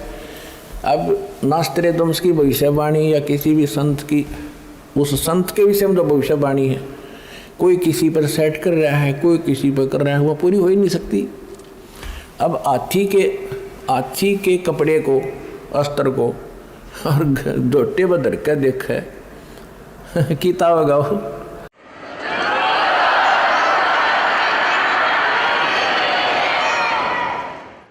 वो तो हाथी पे फिट होगा, वो जिसका है। ये देखिएगा, ये एक पुस्तक है, एक पुरानी फटी पुरानी सी है किताब। ये देखो, युग निर्माण की सुनिश्चित संभावना, ये तो इसका नाम है, टाइटल है। लेखक है इसका बलराम सिंह परिहार, प्रकाशक है युग निर्माण योजना, गायत्री तपोभूमि, मथुरा से। बस इतना ही उल्लेख है इसका, ज़्यादा आगे नहीं लिखा, ये फटा हुआ ज़्यादा है। ये देखिएगा पृष्ठ नंबर 19 पे, ये पृष्ठ नंबर 19 है, इसके पृष्ठ नंबर 19 पे यानी 19 पे क्या लिखा है कि स्वाधीनता यानी आज़ादी के 4 वर्ष बाद एक शक्तिशाली धार्मिक संस्था प्रकाश में आएगी और सारे संसार का उद्धार करेगी।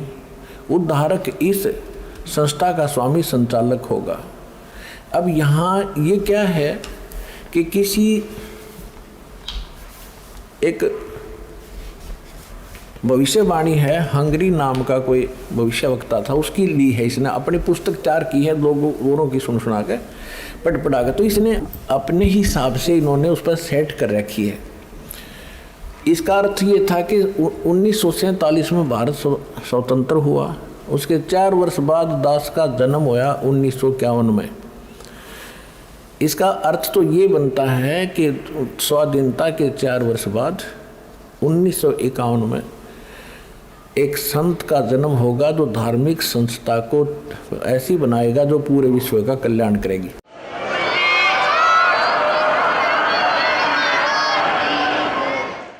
यहाँ थोड़ी सी गड़बड़ कर जाते हैं, अब और दिखाते हैं। ये देखिएगा, ये 23 पृष्ठ पे है, ये 23 पृष्ठ है। इस 23 पृष्ठ पे यहाँ लिखा है, इस संगठन का स्वामी संचालक कोई गृहस्थ व्यक्ति होगा। अब तक दुनिया में सबसे बड़े विचारक के रूप में ख्याति प्राप्त करेगा। वह व्यक्ति सामाजिक उत्तरदायित्वों से लेकर संसार के सब देश शांतिपूर्ण कैसे रहें उसकी यह व्यवस्थित आचार संहिता तैयार करेगा। उसके जीवन भर के संग्रहित विचारों को यदि एक पुस्तक में लिखा जाए तो बहुत बड़ी पुस्तक बन जाएगी। इसका अर्थ ये है। यहाँ एक 29 पृष्ठ पे देखिएगा, 29 पृष्ठ पे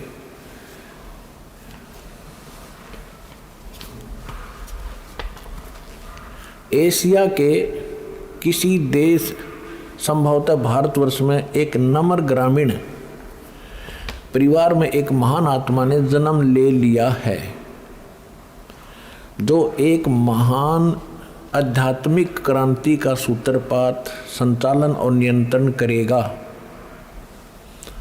इसके पीछे क्रियाशील आत्माओं की शक्ति होगी जो संसार की वर्तमान विकृत परिस्थितियों को बदल डालेंगी।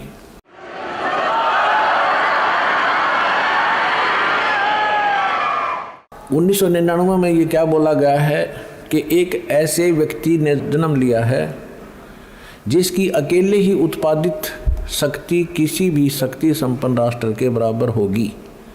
वह एक भाषा, एक संस्कृति, एक धर्म की आचार संहिता सर्जन करेगा।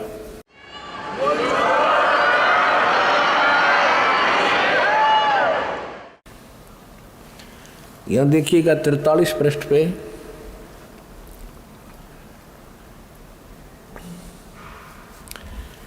यहाँ लिखा है कि दिव्य देहधारी पुरुष ने जन्म लिया है। वे सबके मन में प्रसन्नता भरेंगे, दुनिया भर के कष्ट दूर करेंगे। अन्यायी और अत्याचारियों को भी वह ठीक करेंगे। रात्रि के प्रथम पहर में जब मैं प्रगाढ़ निद्रा में होता हूँ तो स्वप्न में एक दिव्य पुरुष को देखता हूँ, दिव्य व्यक्ति को।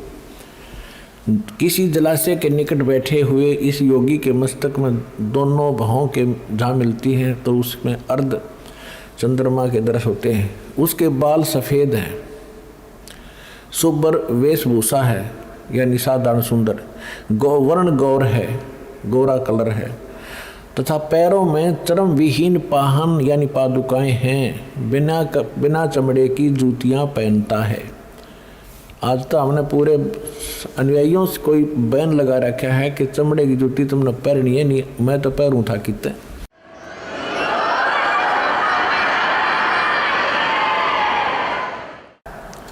अब देखिएगा इसके प्रश्न नंबर 72 पे, क्योंकि हमने इसके साथ साथ सत्संग भी सुनाना है आपको, जो कि संस्कार के ऊपर बात चल रही थी, उसका कुछ विषय इसमें आपको समझाएंगे।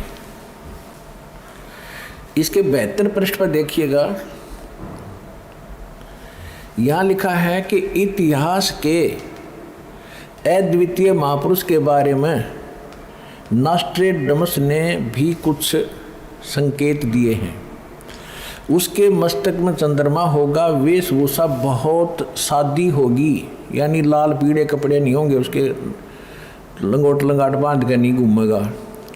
2 विवाह होंगे, 2 पुत्र होंगे, 2 पुत्रियां होंगी। अब यहाँ इसके ऊपर थोड़ा सा आपको संस्कार का भी बताऊंगा कि जैसे इसने लिखा है नॉस्ट्रेडमस जी ने कि उसके 2 पुत्र होंगे, 2 पुत्री होंगी, 10 के 4 संतान है, एज इट इज। और जो ये भविष्य वक्ता होते हैं या दार्शनिक होते हैं, इनको जो भी होना है, जो भगवान ने निर्धारित कर रखा है, वो ही देख सकते हैं। और निर्धारित करनिया भगवान है, वो उसने घटा बढ़ा भी सकता है, जब समय आने पर वो उसकी अपनी मौज होती है।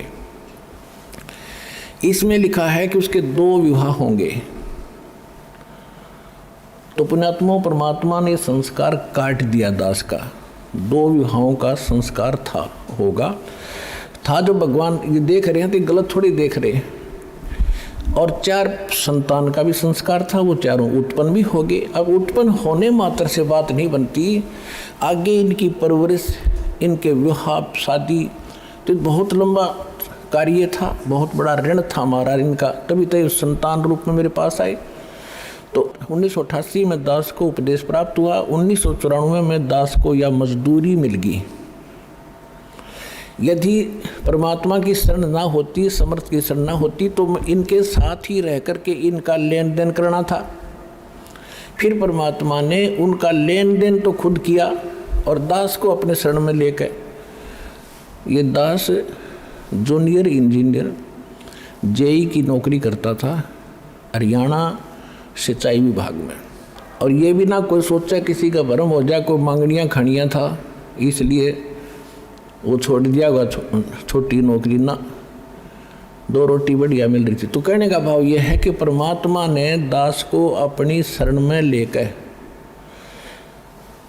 एक बड़ा लड़का एक बड़ी लड़की का केवल विवाह किया था, 2 बच्चे पढ़ ही रहे थे, उस समय दास परमात्मा के चरणों में लग गया था नौकरी त्याग कर।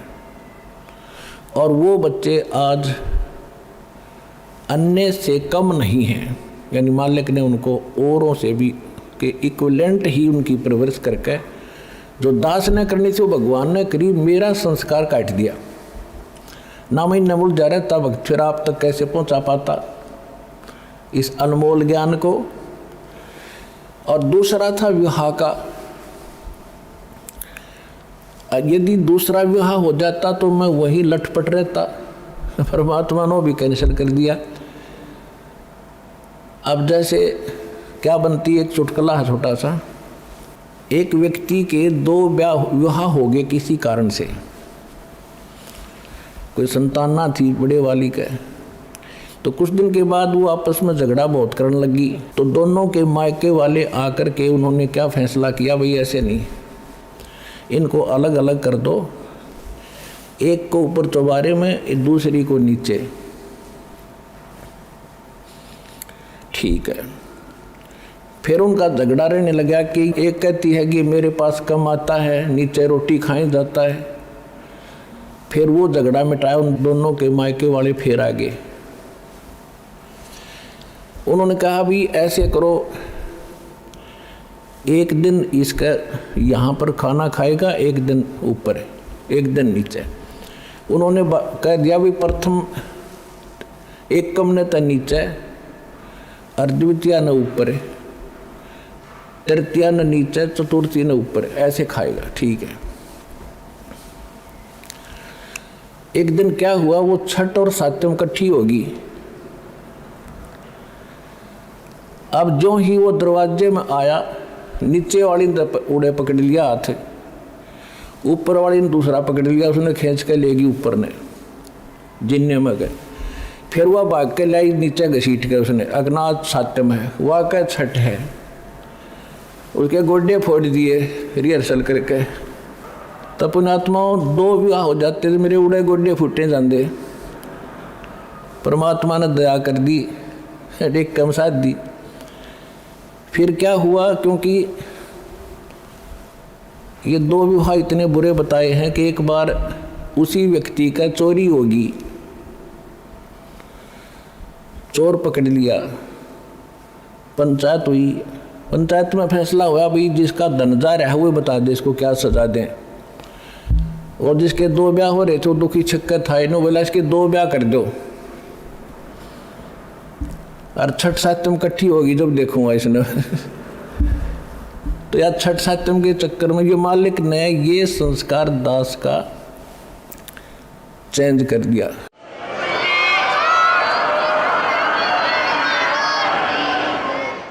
मासा घटे न तिल बधे, विद ना लिखे जो लेख, सच्चा सतगुरु मेट कर ऊपर मार मेघ। अभी तक आप जी को बहुत सी भविष्यवाणियाँ रूबरू कराई हैं, उन्हीं के साथ साथ और भी बहुत सी भविष्य वक्ताओं की भविष्यवाणियाँ हैं जो इस दास के ऊपर खरी उतरती हैं। उनमें से एक है कि उस सायरन सलाइन की माता 3 सिस्टर होंगी, 3 बहनें होंगी। तो दास की माता 3 बहनें थी। अब आपको दिखाते हैं, एक किसी वेबसाइट से भक्तों ने निकाला, क्योंकि अब सभी भक्त यही देखने पर लगे हुए हैं कि ये भविष्यवाणियाँ किसके ऊपर खरी उतरती हैं। एक वेबसाइट से ये निकाली है, ये आपको दिखाते हैं, देखिएगा। ये है सर्चिंग सायरन सलाइन, ये एक वेबसाइट से निकाली है। Nostradamus, a famous name, required no introduction. He had predicated about numerous event of past, present and future. In these prophecies, a name arises again and again, Saran's line. There are several claims in past of being Saran's line, but none of them proved to be the real one. अब इसमें आगे क्या लिखा है, ये है century number 10, question number 75 में 75 में क्या लिखा है, long awaited, he will never return, in Europe he will appear in Asia, one of the league issued from the great hammers, Hermes, and he will grow over all kings of east. अब इसमें क्या होता है कि ये तो है मूल लैंग्वेज नॉस्ट्राडमस की, और इसके अनुवाद करने वाले अपने हिसाब से इन्होंने किया है। इन्होंने कोशिश की है कि हिंदुस्तान के अंदर, इसमें आगे लिखा है कि जिस देश का नाम एक सागर के, समुद्र के ऊपर होगा, हिंद महासागर, उस देश का नाम वो होगा, यानी हिंदुस्तान। और फिर ये बताया है कि वो उस स्थान पर जन्म लेगा जहाँ पर 5 दरिया बह रही होंगी, 5 रिवर्स। सन 1555 में नॉस्ट्रेडमस जी ने ये भविष्यवाणी की है, और उसके बाद की बताई है कि सन 2006 में एक हिंदू नेता अचानक प्रकाश में आवेगा। उस समय उसकी आयु 50 और 60 वर्ष के बीच होगी। इस दास का जन्म 8 सितंबर सन 1951 को हुआ। ठीक 2006 में ये दास 55 वर्ष का था। उसके बाद और भी बहुत सी भविष्यवाणियां उन्होंने की हैं कि वो एक ऐसा ज्ञान डिस्कवर करेगा जो अद्वितीय होगा। ये देखिएगा, world victorious Sant, the prophecy of Nostradamus about Sant Rampal ji. It was written that the first, ये बता रखा है कि पहले उसकी बहुत सी प्रोफेसी सिद्ध हुई हैं भारत में, इंदिरा गांधी जी के बारे में भी हुई है। फिर लिखा है, यहाँ लिखा है, in the end of century 5 of this prophecy and in the beginning of century 6, यानी उसने 2000 के बाद 2005 के बाद 2006 सन है ये। Nostradamus has written that from today i.e. 1555 AD exactly 450 years later, i.e. in year 2006, a Hindu sant Siren will appear, i.e. he will be talked of the whole world at that time. The age of that Hindu religious sant Siren will be between 50 and 60 years। और दिखाते हैं,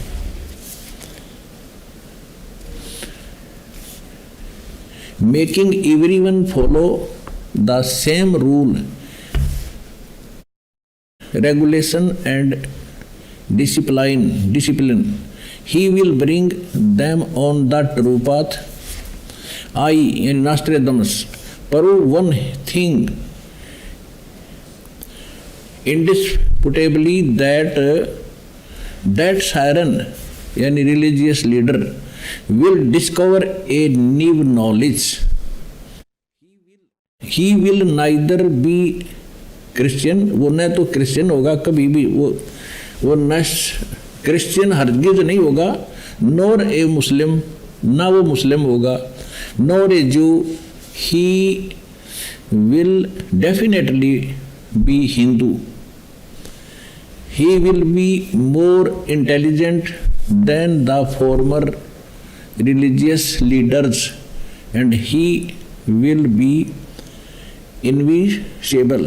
नॉस्ट्रेडमस जी ने बताया है कि वो एक ऐसा ज्ञान डिस्कवर करेगा, आध्यात्मिक ज्ञान, जो आज तक किसी भी संत साधु ने नहीं बताया होगा, और वो अध्यात्म मार्ग में पूर्व के सभी संतों से ज्ञानवान होगा। देखिएगा, ये सेंचुरी नंबर 1 क्वेश्चन नंबर 76 में, that the 3 sisters will have the name of destiny, इसका इन्होंने अनुवाद भी किया है स्वयं ही। This prophecy gives the sign about family members. Mother of Chyren's line are 3 sisters who will have name of destiny। The original watercolor image 44 made by Nostradamus shows 3 sisters who will have name of destiny। One of them wearing black clothes made like an angel by Nostradamus is the mother of Siren's line। कहते हैं इसमें इसका भाव है कि इसमें लिखा है कि नॉस्ट्रेडमस ने उसी समय ये चित्र बनाए थे, और इसमें जो काले पहनी हुई है कपड़े और जिसके ऊपर एक अलग से साइन दिया है, ये है उसकी माता। इससे सिद्ध हो गया कि उस सायरस लाइन की, यानी उस धार्मिक नेता की आध्यात्मिक गुरु की माता 3 बहन होंगी। इस दास की माता 3 सिस्टर थी, 3 बहनें थी। माता अभी भी जीवित है, 2 एक्सपायर हो चुकी है। माता जी क्या शुभ नाम है आप जी का? इंद्रा देवी, माता जी कौन से गांव से हैं आप? दमकन खेड़ी। माता जी आप कितने भाई बहन हैं? 6 बहन भाई, 3 बहन 3 भाई। माता जी आपकी जो 3 बहन हैं उनके क्या क्या नाम हैं? बड़ी लक्ष्मी, मेरा नाम इंद्रा देवी, उसका है प्यारी। ये देखिएगा, ये है सेंचुरी नंबर 6 और क्वेश्चन नंबर 27। इसमें क्या लिखा है कि within the isles of 5 rivers to 1। इसका इन्होंने नीचे अनुवाद किया है, another sign 5 rivers to 1 is the Punjab state of India where 5 rivers follows and it is named on the even century 10 question 75 में प्रोज। ये तो ये कहना चाहा है इसने कि अनुवाद करता, जैसे गीता जी के जो मूल पाठ में लिखा है उसका अर्थ कुछ और है, अनुवाद करता उसमें जैसा भी उसकी अपनी बुद्धि कहाँ काम कर रही है उतना ही बता रहा है। अब इसमें उसने ये कहा है, नॉस्ट्रेडमस ने आपने पढ़ा था कि सन 2006 में वो सायरन सलाइन को इन्होंने आगे बताया है। उसका अर्थ क्या बनता है? सायरन माने पूरे विश्व का, और सलाइन का अर्थ लिखा है इसके अंदर कि एक चांद का देवता। ये ग्रीक भाषा लैंग्वेज का वर्ड है सलाइन,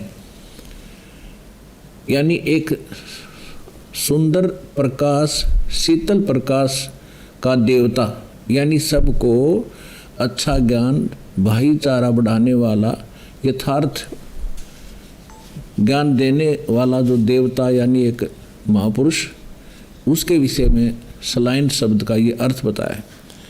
अब इसमें क्या लिखा है? सन 2006 में उसकी उम्र 50 और 60 के बीच होगी, यानी 55 वर्ष के आसपास होगा। आगे क्या लिखा है देखना। ये 5 रिवर के बारे में बताया है, जहाँ 5 दरिया बह रही होंगी। ये देखिएगा, सायरन सलाइन का भी इन्होंने डिफाइन किया है, इसको विश्लेषण किया है। Siren a term used in France at the time of Nostradamus for whole universe, यानी पूरा संसार के लिए। And a Selene is name of Greek goddess of moon, यानी सलाइना जो शब्द है ये एक चांद की देवी के विषय में कहा है, यानी एक देवता के बारे में कहा है, इसलिए सलाइन कहा है उसको। तो सायरन सलाइन मीन पूरे विश्व को एक विशेष ज्ञान प्रदान करने वाला देव, महापुरुष, अच्छी आत्मा। गॉडेस माने अच्छी आत्मा। नॉस्ट्रेडमस की भविष्यवाणी को इन्होंने ट्रांसलेट किया है, वो इस प्रकार देखिएगा।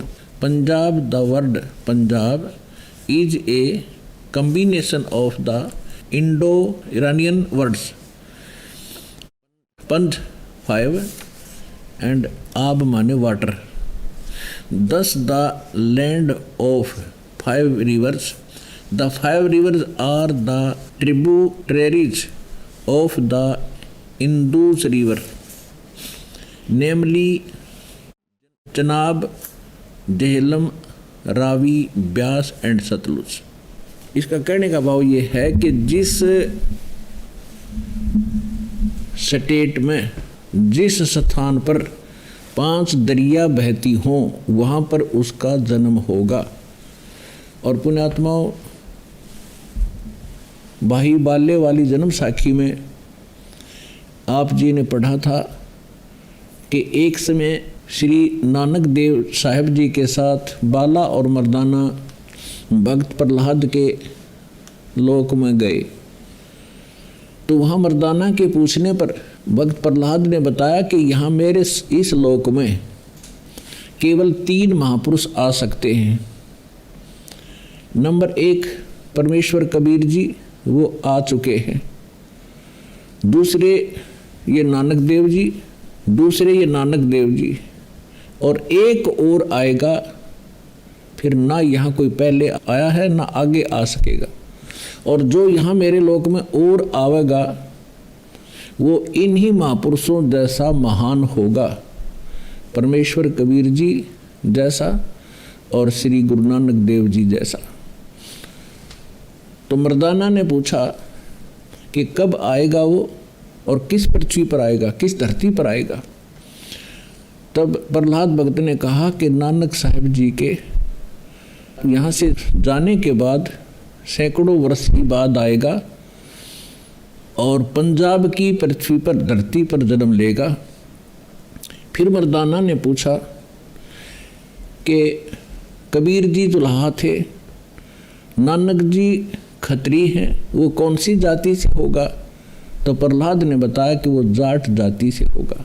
एक बार फिर पढ़िए भाई बाला वाली जन्म साखी, आपको क्लियर हो जाएगा। नानक साहब जी के साथ मर्दाना जी एक बार प्रहलाद जी के लोक में चले गए, जो यहाँ से लगभग लाखों किलोमीटर है। ये देखिएगा, ये वही जन्म साखी है भाई बाला वाली, ये जन्म साखी है भाई बाला वाली। ये आपको पहले भी दिखाई थी। अब इसके आपको दिखाते हैं 272 पृष्ठ पे।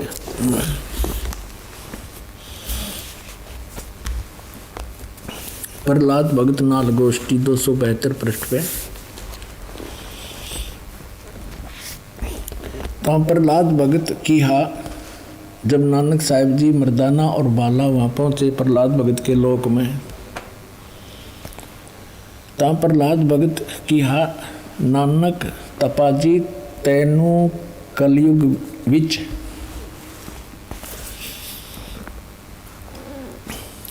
राम जी ने बड़ा भगत कीता है, अतः आपके संजोग आपकी संगति से बहुतियाँ का उपकार होएगा। तेरी श्री राम ने वड्डी नदर खोली है, तेरा वड्डा प्रताप होएगा।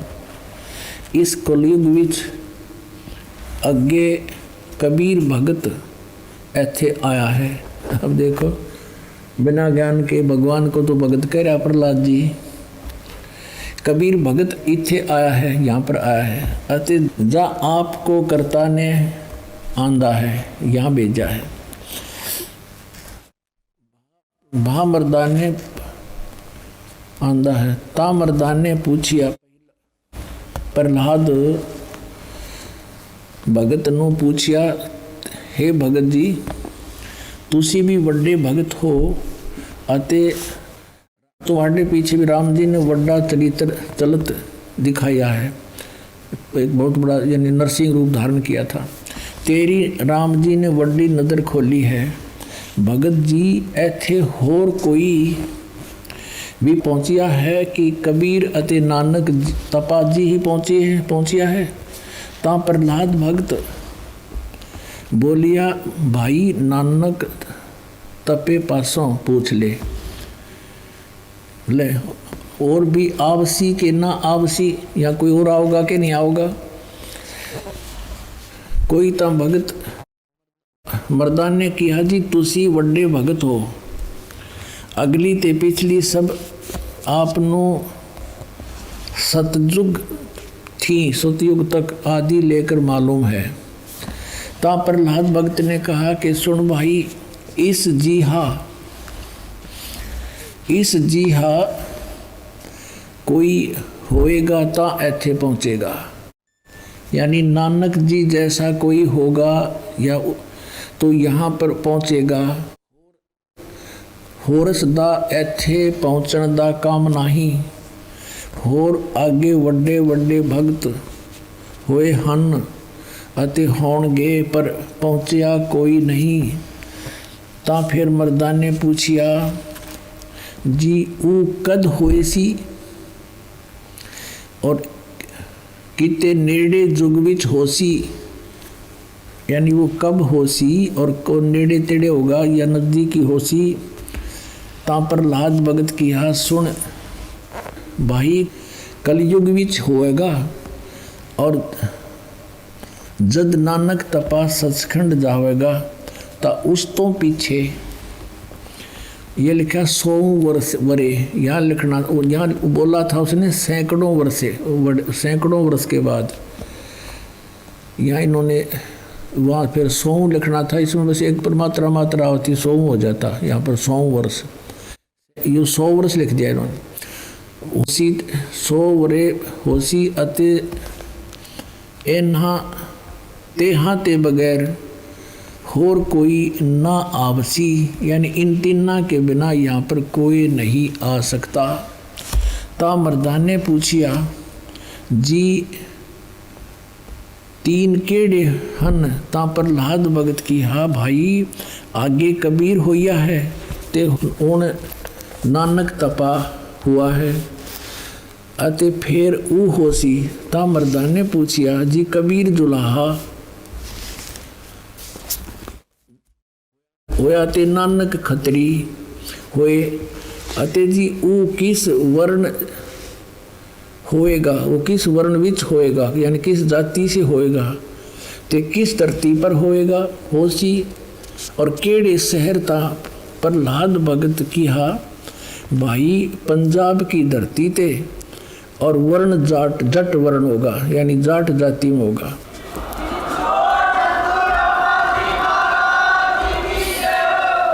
और शहर बटाले, यो बरवाले का बटाला लिख दिया ना, यो था बरवाला, बरवाले में उसी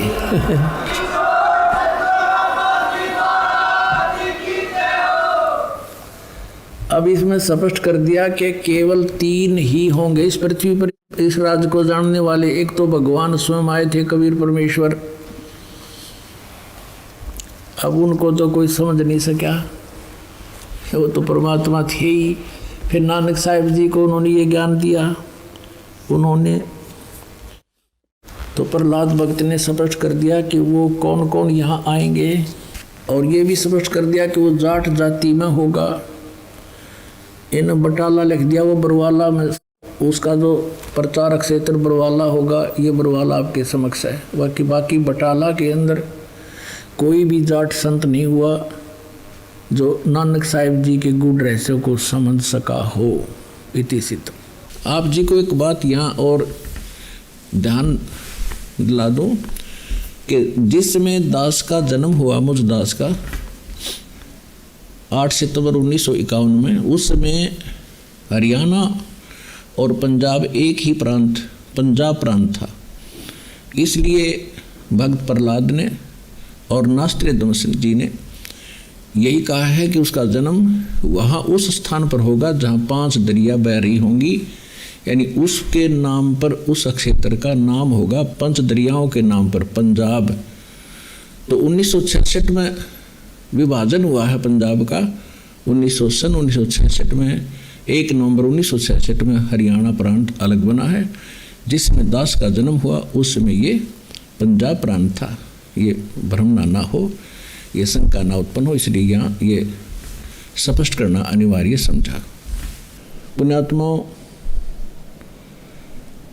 ये उन पुण्यात्माओं के लिए एक दृढ़ विश्वास पैदा करेगा जो ज्ञान दास आपको देना चाह रहा है, क्योंकि यहाँ इस संसार में जब भी परमात्मा आए हैं या अपना कोई दास भेजा है, उन्होंने अपनी जानकारी आप पर बताई है।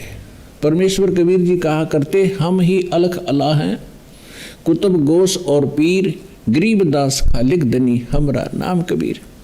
ए स्वामी सृष्टा में सृष्टि हमारे तीर, दास गरीब अधर बसूं। कबीर साहब कहते मैं ऊपर रहता हूँ, अवगत सत कबीर। तो अपनी जानकारी स्वयं देनी पड़ती है। और पुण्यात्माओं, आपके को एक दृढ़ विश्वास होगा कि हम जहाँ लगे हैं वो यथार्थ स्थान है, पूरा विश्व जागेगा और इस मार्ग पर लगेगा और सबका उद्धार होगा। ये आपके समक्ष जिस महापुरुष के विषय में सभी महापुरुषों ने, भविष्य वक्ताओं ने कहा और जय गुरुदेव पंथ के प्रवर्तक श्री तुलसीदास जी ने तो डेट ऑफ बर्थ भी बता रखी है कि वो महापुरुष 7 सितंबर 1971 को 20 वर्ष का हो चुका है। तो इससे स्पष्ट है, पुण्यात्माओं देर ना करो, ये समय बार बार नहीं मिलेगा और ये समय ऐसे व्यर्थ करने का नहीं है। मानुष जन्म दुर्लभ है, मिले न बारंबार, और तब से पत्ता टूट गिरे बहुत न लगे डार। आइए अब हम उन श्रद्धालुओं के अनुभव जानते हैं जो जगत गुरु तत्वदर्शी संत रामपाल जी महाराज जी से दीक्षा प्राप्त कर चुके हैं तथा उनके द्वारा बताए गए भक्ति मार्ग पर चल रहे हैं। नमस्कार जी। नमस्कार। क्या नाम है जी आपका? चंदन शाह। चंदन जी, आप कहाँ के रहने वाले हैं? दिल्ली सोनिया विहार। संत रामपाल जी महाराज से नाम दीक्षा आपने कब ली? 28 अगस्त 2017। चंदन जी, संत रामपाल जी महाराज की शरण में आने से पहले आप क्या भक्ति साधना करते थे?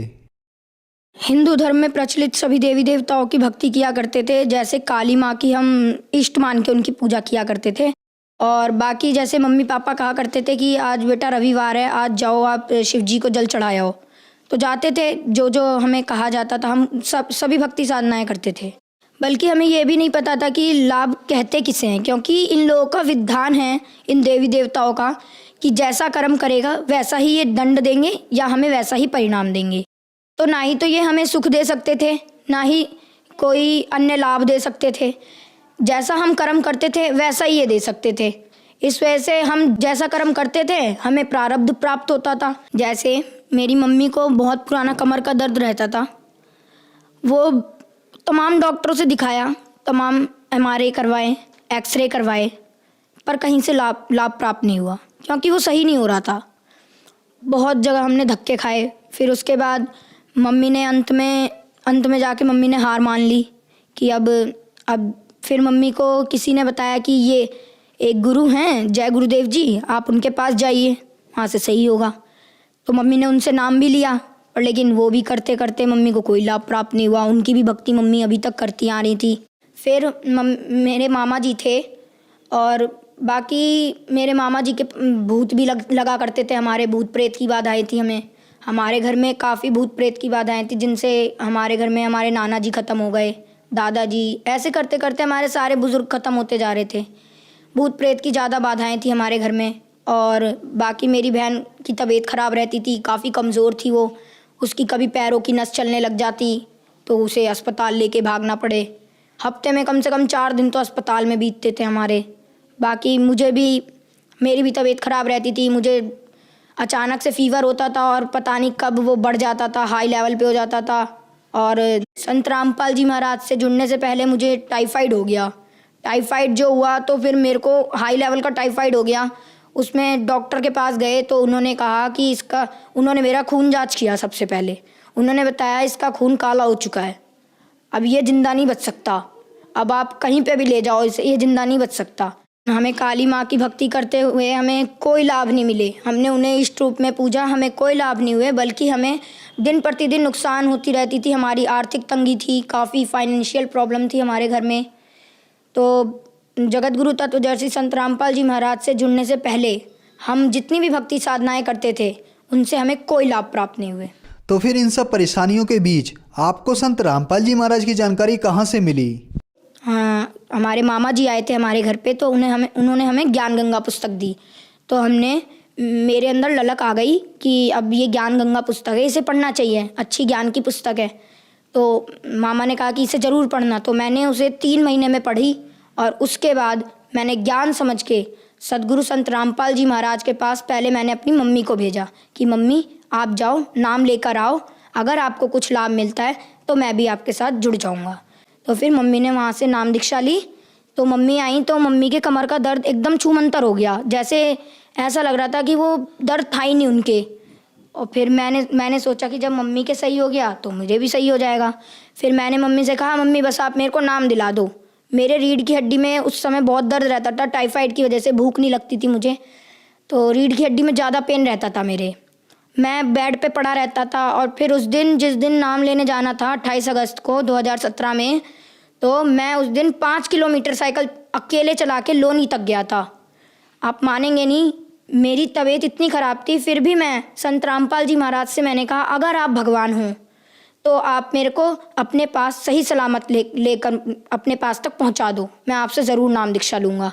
और फिर जब मैं वहाँ तक गया, मेरे कमर का दर्द बिल्कुल ख़त्म हो गया नाम लेने से पहले। तो ऐसे करके हमने वहाँ पे सतगुरु रामपाल जी महाराज से नाम दीक्षा ले ली। चंदन, हमने सुना है कि संत रामपाल जी महाराज से नाम दीक्षा लेने के बाद श्रद्धालुओं को बहुत सारे लाभ प्राप्त होते हैं, तो क्या संत रामपाल जी महाराज से नाम दीक्षा लेने के बाद आपको भी कोई लाभ प्राप्त हुए?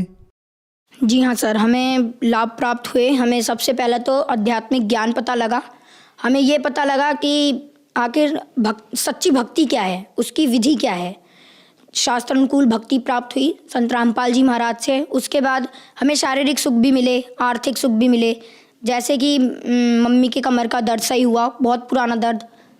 मैं भी अस्पताल में ही रहता था, हफ्ते के 4 दिन हमें अस्पताल दौड़ना पड़ता था, कैसे भी किसी भी कारण।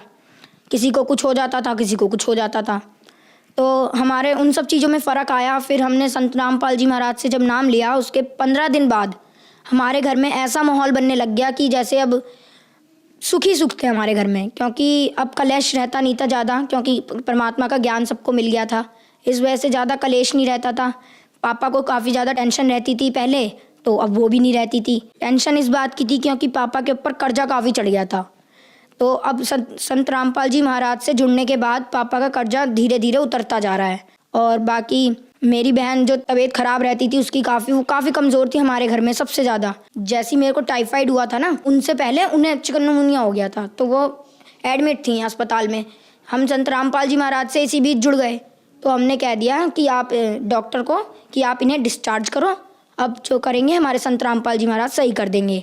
एक रात में भगत जी आप मानेंगे नहीं, मेरी बहन सवेरे उठी, हमें उसे हर जगह ले जाना पड़ता था, कहीं पे भी जाती थी तो उसकी तबीयत इतनी ख़राब थी, चल नहीं पाती थी।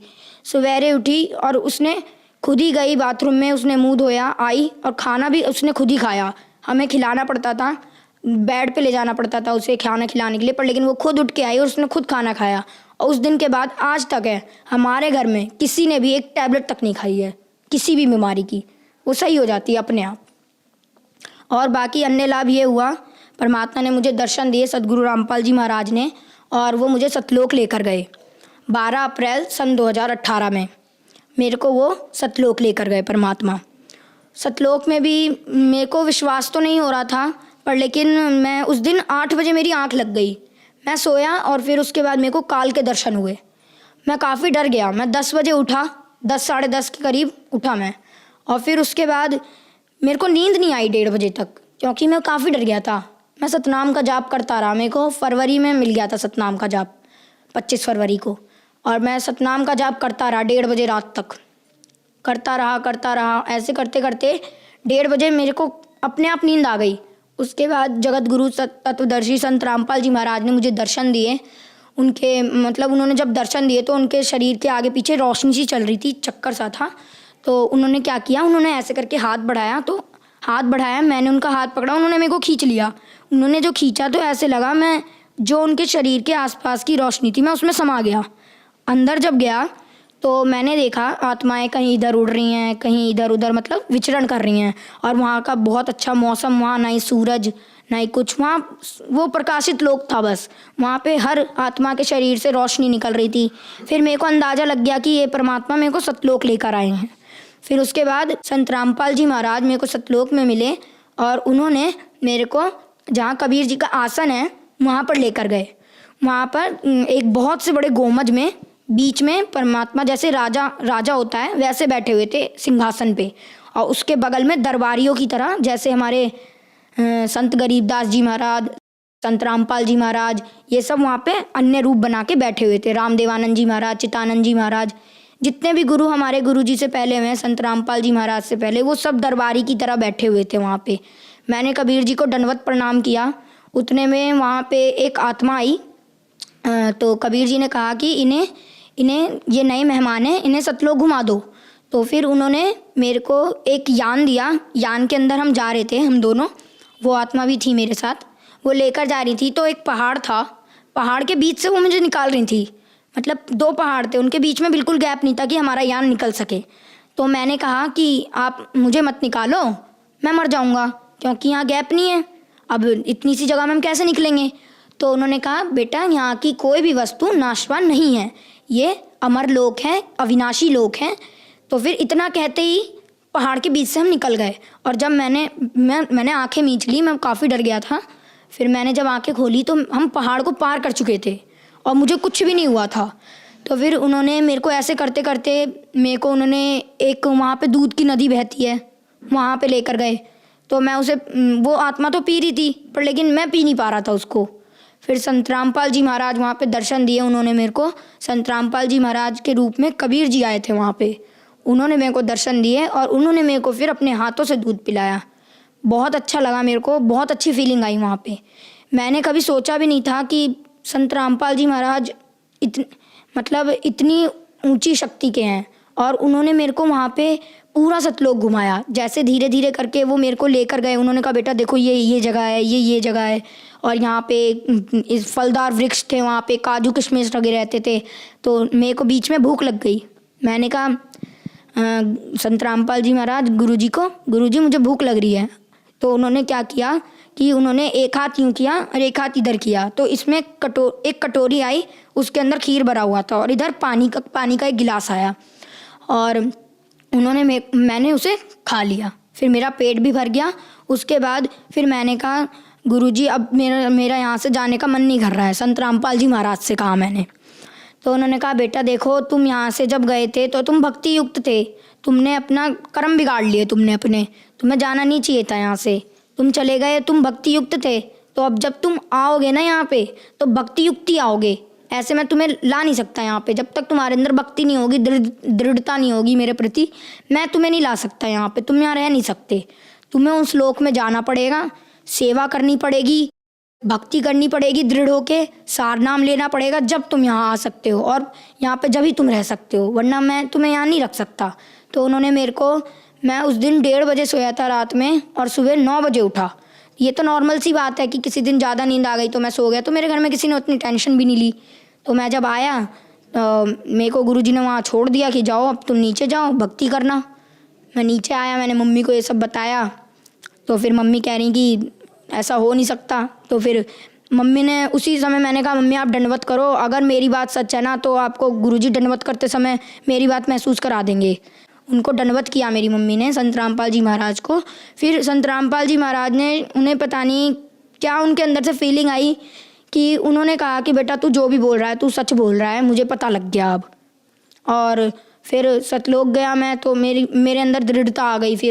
फिर मैंने सोचा कि अब तो भक्ति करनी है। फिर मैंने जम के भक्ति की और आज भी मैं भक्ति कर रहा हूँ संत रामपाल जी महाराज से जुड़ के। और हमें अनेकों लाभ होते हैं। जैसे कि एक बार मेरे पापा सेल्समैन का काम करते हैं, टॉफ़ी चॉकलेट की सेल करते हैं दुकानों पे। वो आ रहे थे, रास्ते में एक ट्रक आया, ट्रक का पीछे का कुंडा था वो पापा के साइकिल के थैले में फंस गया। तो थैले का सामान तो बिखर गया, साइकिल को कुछ नहीं हुआ, नहीं पापा को कुछ हुआ, बस थैले का सामान बिखर गया। और उतने में वो ट्रक वाला आदमी बाहर आया और उस ट्रक वाले आदमी ने कहा कि आपको जितने भी पैसे चाहिए हो आप मुझसे ले लो, पर लेकिन मुझे छोड़ दो। पर फिर पापा ने कहा कि हमारे गुरुजी संत रामपाल जी महाराज का नियम है, हम आपसे फजूल पैसे नहीं ले सकते। कोई बात नहीं, आप देखने आए हमको यही बहुत है, वरना कोई और तो देखने भी नहीं आता। तो फिर वहाँ से परमात्मा ने पापा की जान बचाई। संत रामपाल जी महाराज से नाम दीक्षा लेने के बाद आपको बहुत सारे लाभ मिले। पहले आप हॉस्पिटलों के चक्कर लगाते रहते थे, जिससे आपके घर की आर्थिक स्थिति खराब हो गई। आपको और आपकी बहन को संत रामपाल जी महाराज ने ठीक किया। इसके बाद संत रामपाल जी महाराज आपको सतलोक लेके गए और सतलोक के दर्शन कराए। तो जो लोग आज आपको देख रहे हैं, आप उन्हें संत रामपाल जी महाराज के बारे में क्या कहना चाहेंगे? देखिए, मैं संत रामपाल जी महाराज के बारे में जितना कह सके उतना ही कम है, क्योंकि ये एक परमात्मा के स्वरूप हैं और ये कलयुग में उतरे हैं हमारे मुक्तिदाता के रूप में। ये राइट टाइम है, आप आइए, भक्ति कीजिए और पार हो जाइए। मैं संदेश तो दे नहीं सकता, पर लेकिन मेरी रिक्वेस्ट है आप सभी से, ऑल सिटीजन से, कि आप आइए, ये राइट वे ऑफ वर्शिप देते हैं संत रामपाल जी महाराज। सबसे अच्छा तरीका वर्शिप का, और प्रमाणित भक्ति देते हैं विद प्रूफ। हर चीज़ को वो प्रूफ के साथ बताते हैं। तो आप आइए संत रामपाल जी महाराज से नाम दीक्षा लीजिए और अपना कल्याण करवाइए। चंदन, संत रामपाल जी महाराज से नाम दीक्षा कैसे ले सकते हैं? संत रामपाल जी महाराज से दीक्षा लेना काफ़ी आसान है। जैसे कि संत रामपाल जी महाराज के विभिन्न चैनलों पे सत्संग चलते हैं, उसके नीचे एक पट्टी चलती है, उस पर सतलोक आश्रम के कॉन्टैक्ट नंबर्स आते हैं। उनमें आप कांटेक्ट करके उन भक्तों से अपना नज़दीकी नामदान केंद्र का पता जान सकते हैं। धन्यवाद। धन्यवाद।